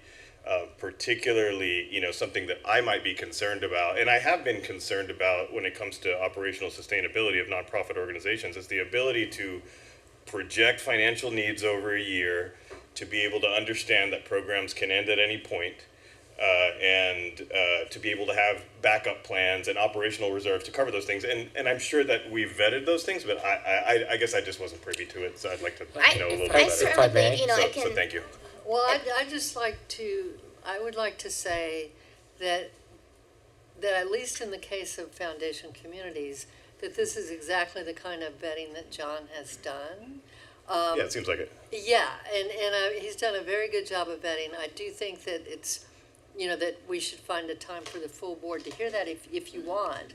But the reason that the reason we sent a memo out to everyone was to provide that information. So if you want us to, if you want John to go over it all, I don't think now's the time to do it, though. It's because I don't think I was saying. I mean, maybe I'm alone in wanting to examine it. I understand. I did see the memo. It just didn't come up at that meeting because it was another kind of rushed meeting. Yeah. So I guess that's why I'm bringing it up here. The last meeting was a special called where we didn't want to. Well, so my question is, do you want to talk about this issue more or not? Well, I want to talk about it in whichever forum might be appropriate, but we are going to vote on a budget, and there's 1.2 million there, and I just wanted to get a sense for, is this our protocol for doing that, or do we discuss that, or do we just, go with the vetting, or can I just ask for the vetting information that I've talked about here? So let me. This is Lisa May here. Yes. Can you all hear me? Can you hear me? Yes, we can. Okay, I just want to support what Amit is saying, because I too have, I'm curious about how we got to the different nonprofits that we're helping out, that we're funding. I'm curious about what was the process that we used to ask, to find out who we're going to fund and so forth. Perhaps this is not the same meeting to do it on, obviously, but do know that he does not stand alone in it with respect to what he's asking about. I'm of the same opinion. Understood, and I appreciate it, and we will bring this back, this item back, and we'll Thanks. have a more protocol in place in how we fund and what we prioritize as a board. I think we've asked for this in the past. Yeah, so maybe, John, when you come back, you can provide your process and explain that to everybody, not just with foundation communities, but In as a general, whole. I think that was a question that we asked. Yes, Manager Jones? But I think that in order for you to do that, you need to have some consensus of how the board thinks of this process. Correct. As opposed to that. Doing it at the 11th hour, I don't think is a wise idea. I think it makes sense. But why don't we have it as part of our next budget process as opposed to trying to do it here at the 11th hour, is my point. Something I'm in agreement with as well. I just wanted to raise it that this is a thing.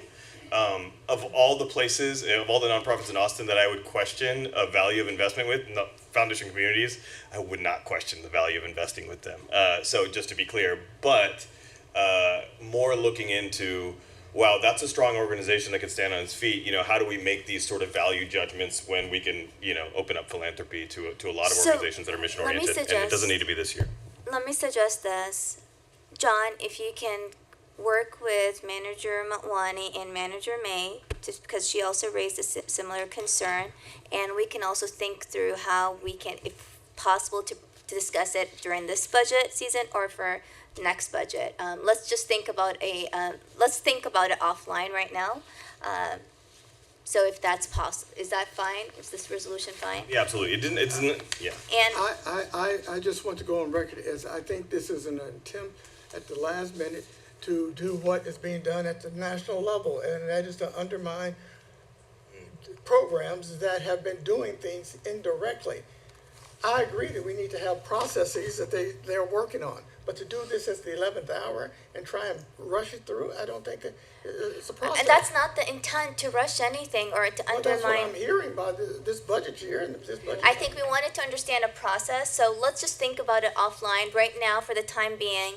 For sake of transparency, a board member raised a concern, if John can share the process of vetting. And I understand the value that foundations communities do and work, and I understand the current environment that we have. So it's not about the 11th hour or anything. And also another comment, rushing meetings, it's just these meetings have been very tense. I just want to make sure that I give ample time for every item.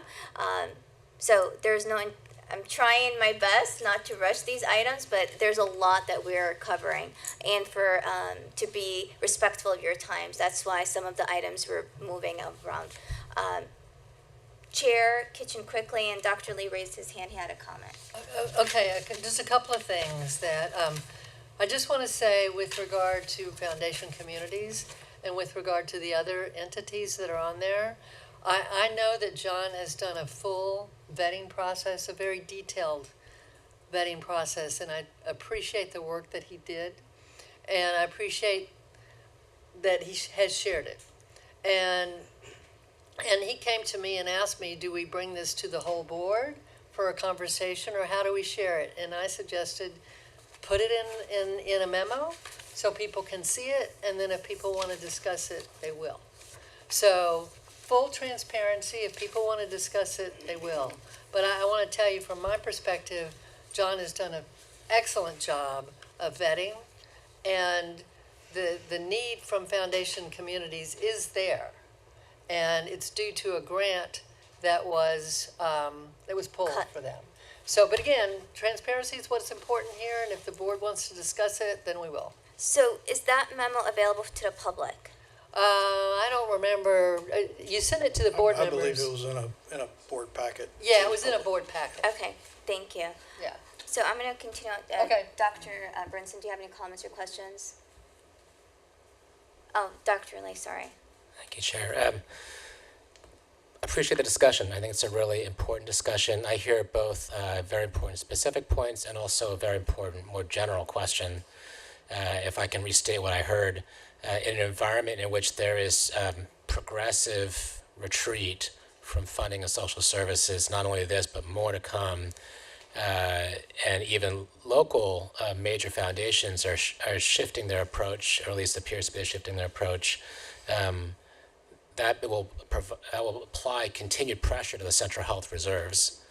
And as a policy matter, what is Central Health's position, Central Health Board's policy guidance around the kinds of things that we do fund, under what conditions, with what sort of diligence, not necessarily a due diligence process level, which we can handle, we will, but as a policy guidance, I actually think it is a valid question and one that is perhaps timely, and it would be helpful for staff, I think, to understand, because this is a space where there are trade-offs and choices. There are no comprehensive, as much as we want to be all things to all, we simply cannot. And so how do we make those choices? So if I'm hearing correctly, and I'm reading the body language around the table, that might be a very fertile place to spend some of our effort, is to formulate what that policy might be. Staff can assist and potentially draft. Of course, that is the board's prerogative. If it would be helpful, we can bring a draft back for the board to discuss and consider. I'm seeing some nodding. Would that be potentially helpful?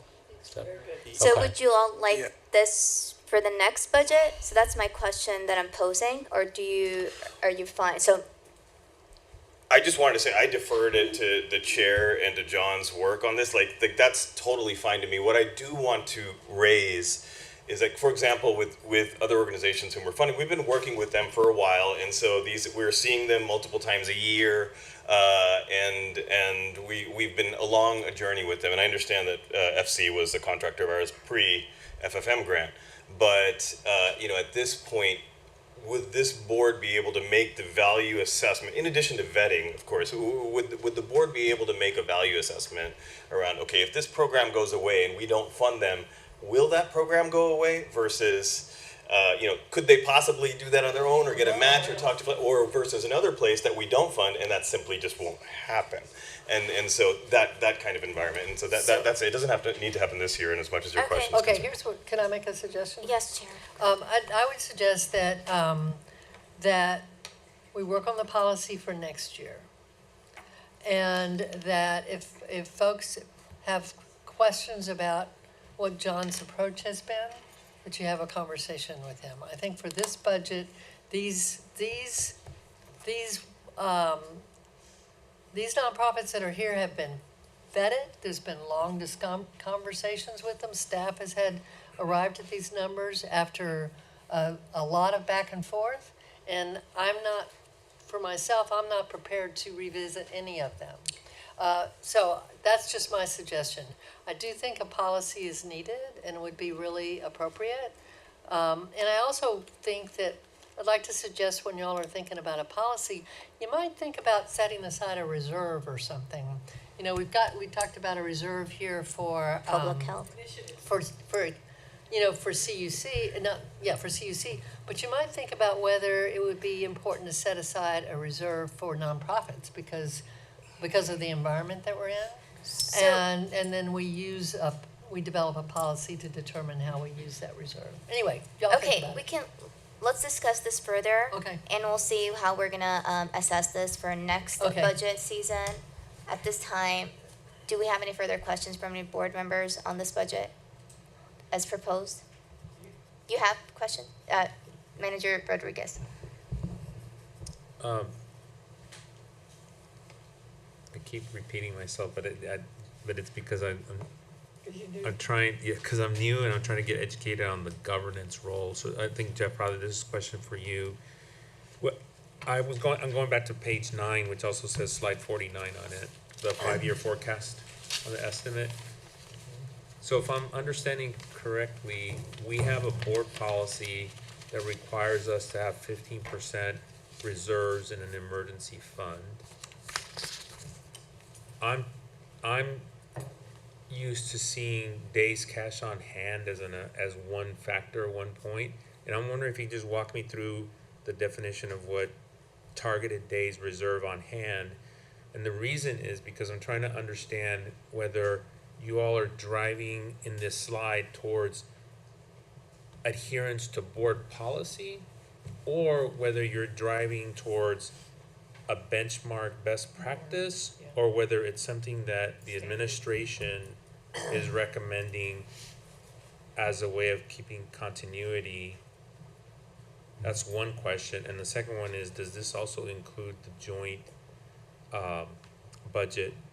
Is that part of this whole days cash on hand? Because I'm trying to separate the two between the 30 days cash on hand with community care and what you're doing here. Is it integrated into this 76 days of reserve? Sorry, there's a lot there, but I'm trying to just understand both our role, you all's role, and what direction we're headed in and all this stuff. Because again, forgive me what you're saying, like for me and my experience, whenever I see less than 100 days cash on hand, I'm like asking questions. And so that's why I'm trying to understand the definition of reserve on hand and the policies that we have in place and what this is trying to explain or drive to. So there's a lot to unbundle on that. So simply put, days of cash on hand, depending on the type of entity, may or may not have large amounts of cash. You look at, cycles, a lot of aspects of that. For the way that we look at Central Health as a hospital district, we're a healthcare organization. We carry a bond rating, and it's really more of a best practice to establish days of reserve on hand. And I know you're saying days of cash. Our perspective at Central Health, or my perspective of it, let me say it that way, is that days of reserve is a little more conservative. It's really more of and sorry for the terminology, but it's more of a working capital available funds. So what does that mean? It means we have certain assets that are current, but we also have current liabilities, and so we're netting those. So we're not taking in just an aggregate cash amount, and depending on when you're measuring it and what your volatility is, it could be high, it could be low. We have a pretty, from our cash, the slide that we had, 90% of our revenue comes from property tax. When does it come in? It comes in at the end of December and January. So we have, over a 12-month period, it's not steady, but the way that we measure it, we have to measure it, over a longer period of time.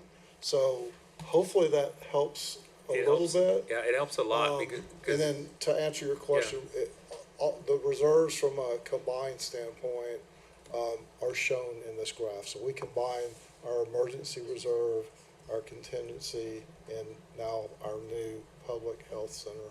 The emergency reserve, 15%. you know, from just a pure math standpoint, that's 54 days. So that helps us get to a large portion of 120 to 150 days. I think you're answering my question because I think what you're describing around targeted days reserve on hand and working capital Yeah. is an administrative view of what's available for. It's a measure of liquidity. Right, for And- you all, and for the for administration. us, And I don't mean like you, us Yeah. versus that. I'm just Right. trying to distinguish between board governance. So from a board governance perspective, days cash on hand is everything goes to, you know, disaster, and what do you have days cash on hand to cover your budget or anything else? So I'm thinking from like a governance policy perspective, and you're thinking about it as like a working capital liquidity issue, which then makes me think about illiquidity tests, but that's a whole other issue. But I really appreciate that, because that really helps me distinguish thinking the way I'm thinking about it from a board governance perspective about emergency, about use of the, not use, but days cash on hand, and your conservative perspective about liquidity and what you can use for capital. And quite frankly, sorry, so quite frankly, we carry a lot of risk. We have risk in our enterprise partners. We have to have that financial capacity. And so that's, you know, again, from the type of entity we are, from a GFOA, Government Finance Officers Association, these are the type of measures that we should be measuring ourselves on in evaluating our long-term financial capabilities. And both are helpful as benchmarks, just as Yes. touch points. And I'll be brief. I just want to say that we use both because we have a great deal more volatility in the community care environment. We do use days cash on hand. Ours is lower because we don't carry hardly any debt because we do not have our own buildings. And so working with Central Health, as you see, the established reserves to help us out to make sure that we are healthy together. But we are looking at those things given that we are more revenue-based and it's not the same. We don't know how much we're going to get on any even year, and so it's part of that collaboration. So thank you for And, that. if I may, I'll be brief, but 'Cause, Manager Rodriguez, I hear you asking a very important question, if I'm hearing correctly. Again, it's a policy matter, right? What is our fiscal policy around days of reserves or days of cash, you know, financial liquidity, and capacity in the event of uncertainty? However we look at it, perhaps for each component part of the system, and perhaps what I hear you asking as a consolidated view, which is really the view of this board. I think that is if I'm hearing correctly, that is an important question that I'm not sure we've articulated, and it's another opportunity potentially for us to do the work, maybe not immediately, but to really do that work and bring that forward and see if we can crystallize, what that ought to be, if I'm hearing correctly. Thank you for that question. Thank you Yeah. for raising those questions. Appreciate it. Manager Valdez, do you have any comments or questions? No, I just wanted to make a comment that I can always remember 120 to 150 days. Okay. Well, Okay? thank you. That's where I am. Managers, again, this is not the last time we're going to be discussing this item. If you have any immediate questions, please send it to Brianna and she will send it to the appropriate person. And again, as I mentioned early on, I'm happy to hold another meeting to discuss this as well. So thank you all. Appreciate you. It was a very long and informative agenda item. Thank you. And thanks for all your help and for the endless hours that you have spent and for meeting with us. Appreciate you all. Thank you. So for Stephanie, your item, can you go in public? Okay, perfect. So we are going to take agenda item number 6, discuss and take appropriate action on Central Health owned or occupied real property and potential property for acquisition, lease, or development, including next steps in the redevelopment of a Central Health downtown campus, administrative offices of Central Health Enterprise Partners, and new developments in Travis County. Stephanie McDonald will be presenting on this item. Thank you. Sure.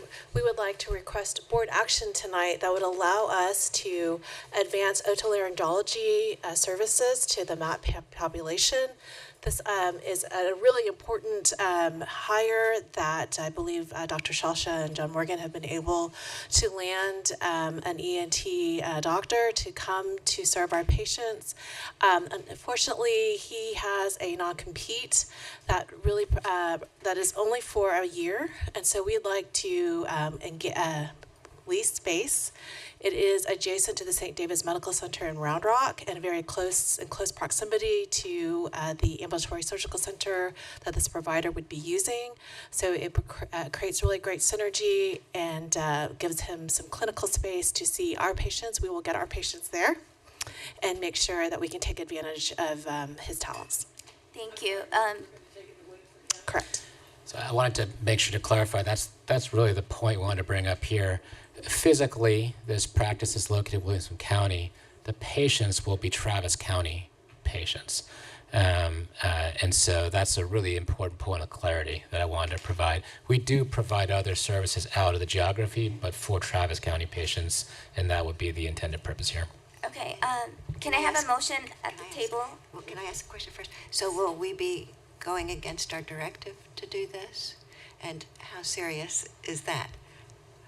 I wish they had one across the street where we were in Travis County and across the street was the, Because I believe, and I'm happy to have others correct me if I'm wrong, but in order, we have to spend those Travis County ad valorem tax dollars on indigent care of Travis County residents. It doesn't have to be physically provided within the Travis County borders, but that's the key, as I understand it. Yep. Okay, so let's have a motion on the table. Can Chair Kitchen? I move that the committee recommend that the board approve the delegation of authority to the president and CEO to execute a lease as presented by staff. Thank you. Any discussion? I just have a quick question. Yes, Manager Jones. My question is similar to what was raised about outside of Travis County. I know there were Travis County residents that we're carrying outside of Travis County to get a service. Is there not a place within the county that he or she, I'm not sure. The non-compete is 15 miles, and it's being aggressively sort of pursued. And so for us to have this opportunity to bring in a truly excellent physician and bridge for this 1 year, we've opted to respect that 15-mile distance. So it's an opportunity to get this service up and running with the right physician, and then we'll bring it back into Travis County once that year expires.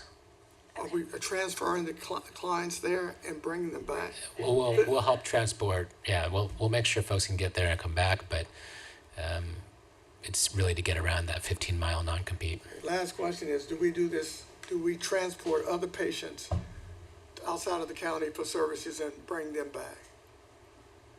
In theory, in terms of transportation, is that what you're? Yes. Do our patients have transportation access? Good evening, managers. Absolutely, they have transportation assistance. We are utilizing ENT providers within the county. We've just maximized those resources, and we have a significant wait list, which is why we have gone in this direction.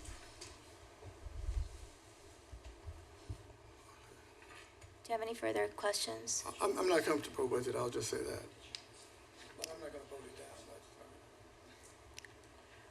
down. Okay, Madam Chair, yes, Manager Valdez. I also, I understand the what you're telling us, but we're in public, and we have commissioners and we have people who criticize us for even getting after us if we're providing services in a different county.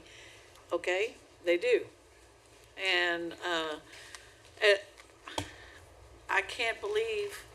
Well, I find it difficult to believe that this one provider he's the only provider, or he or she is the only provider that can provide this service.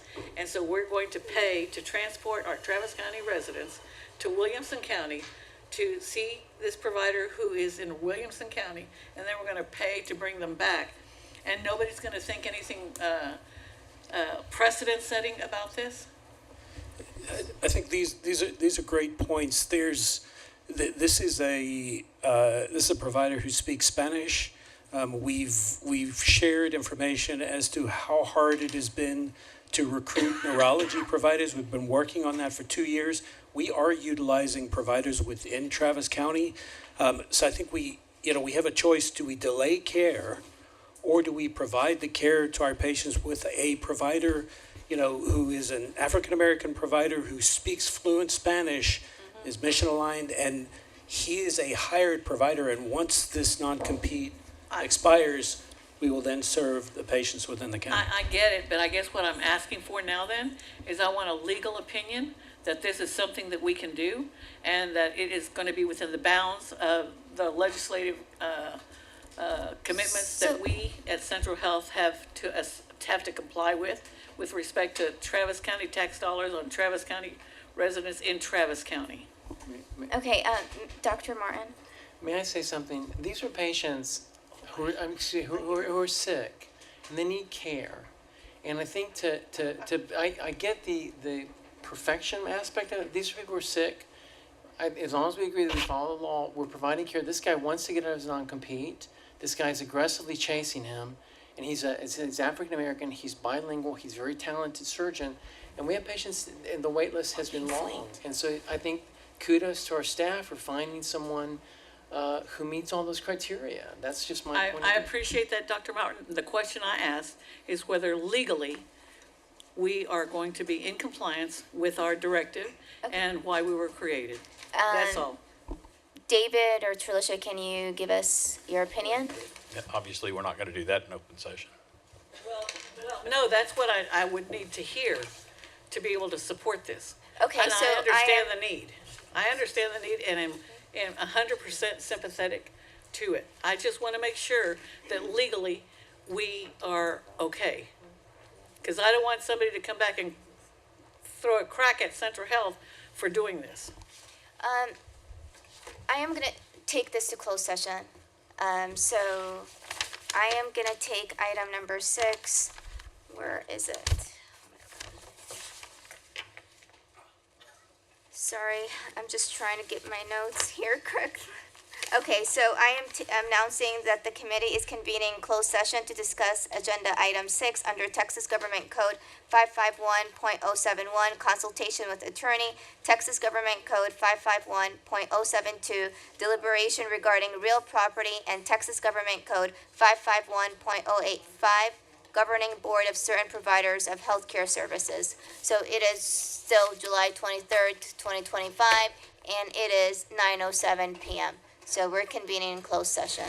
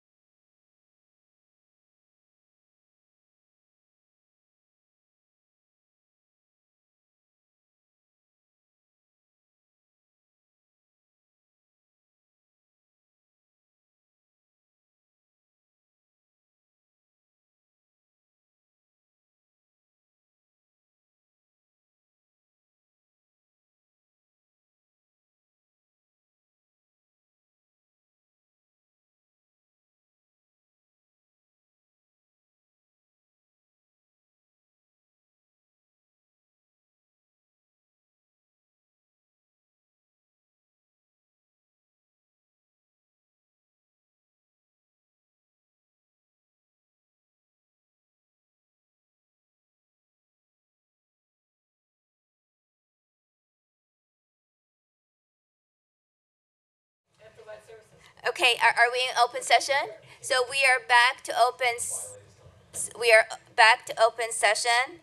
We are still on item 6. And I had a motion by Chair Kitchen, and I have a second by Dr. Martin. We had a long deliberation with our board members and our legal partners. I don't know. I'm sorry, but it is past my bedtime. So I don't see any further questions or comments. All in favor? Aye. No, Martin. Dr. Martin. Dr. Martin seconded. So all in favor? Aye. Any abstentions? Anyone opposed? So we have 1 abstention and 1 opposed. Thank you all. Motion passes. And now to the best part of the agenda. Agenda item number 11, confirm the next Budget and Finance Committee meeting date, time, and location. Managers, our next Central Health Budget and Finance Committee is tentatively scheduled for Wednesday, August 27, 2025 at 4 p.m. at the Central Health Headquarters, 1111 East Cesar Chavez, Austin, Texas 78702. At this time, I'm ready to accept a motion for adjournment. Chair Kitchen, moves. Yeah. Manager Jones seconds. All in favor? Aye. Aye. Okay, now don't leave, because I have to close us out of the Board of Managers meeting. Okay, so I'm bringing us back into the Board of Managers meeting. David, do we have to take, that was technically a recommendation, do we have to vote it? Shoot, we voted item 6 as part of Budget and Finance. Do I now need to take it on consent? Okay, so I need a motion on consent item number 3, which is the one that we just voted on. May I have a motion to pass consent item number 3? So moved. Okay, and seconded, all in favor? Aye. Aye, and we had 1 abstention, and, 1 opposed and 1 abstention. Okay, got it. Okay, managers, there's 4 additional items. We are not going to take them up. We have brilliant information in your backup, including Dr. Lee's report, which is very well written, and it's in your backup, so you can read it. But since it's 9:19, we're going to close out the Board of Managers meeting now. So can I have a motion to adjourn? Okay, second? Okay, all in favor, we're adjourned. Aye. Okay, well, thank you all. Appreciate your time. Oh my God.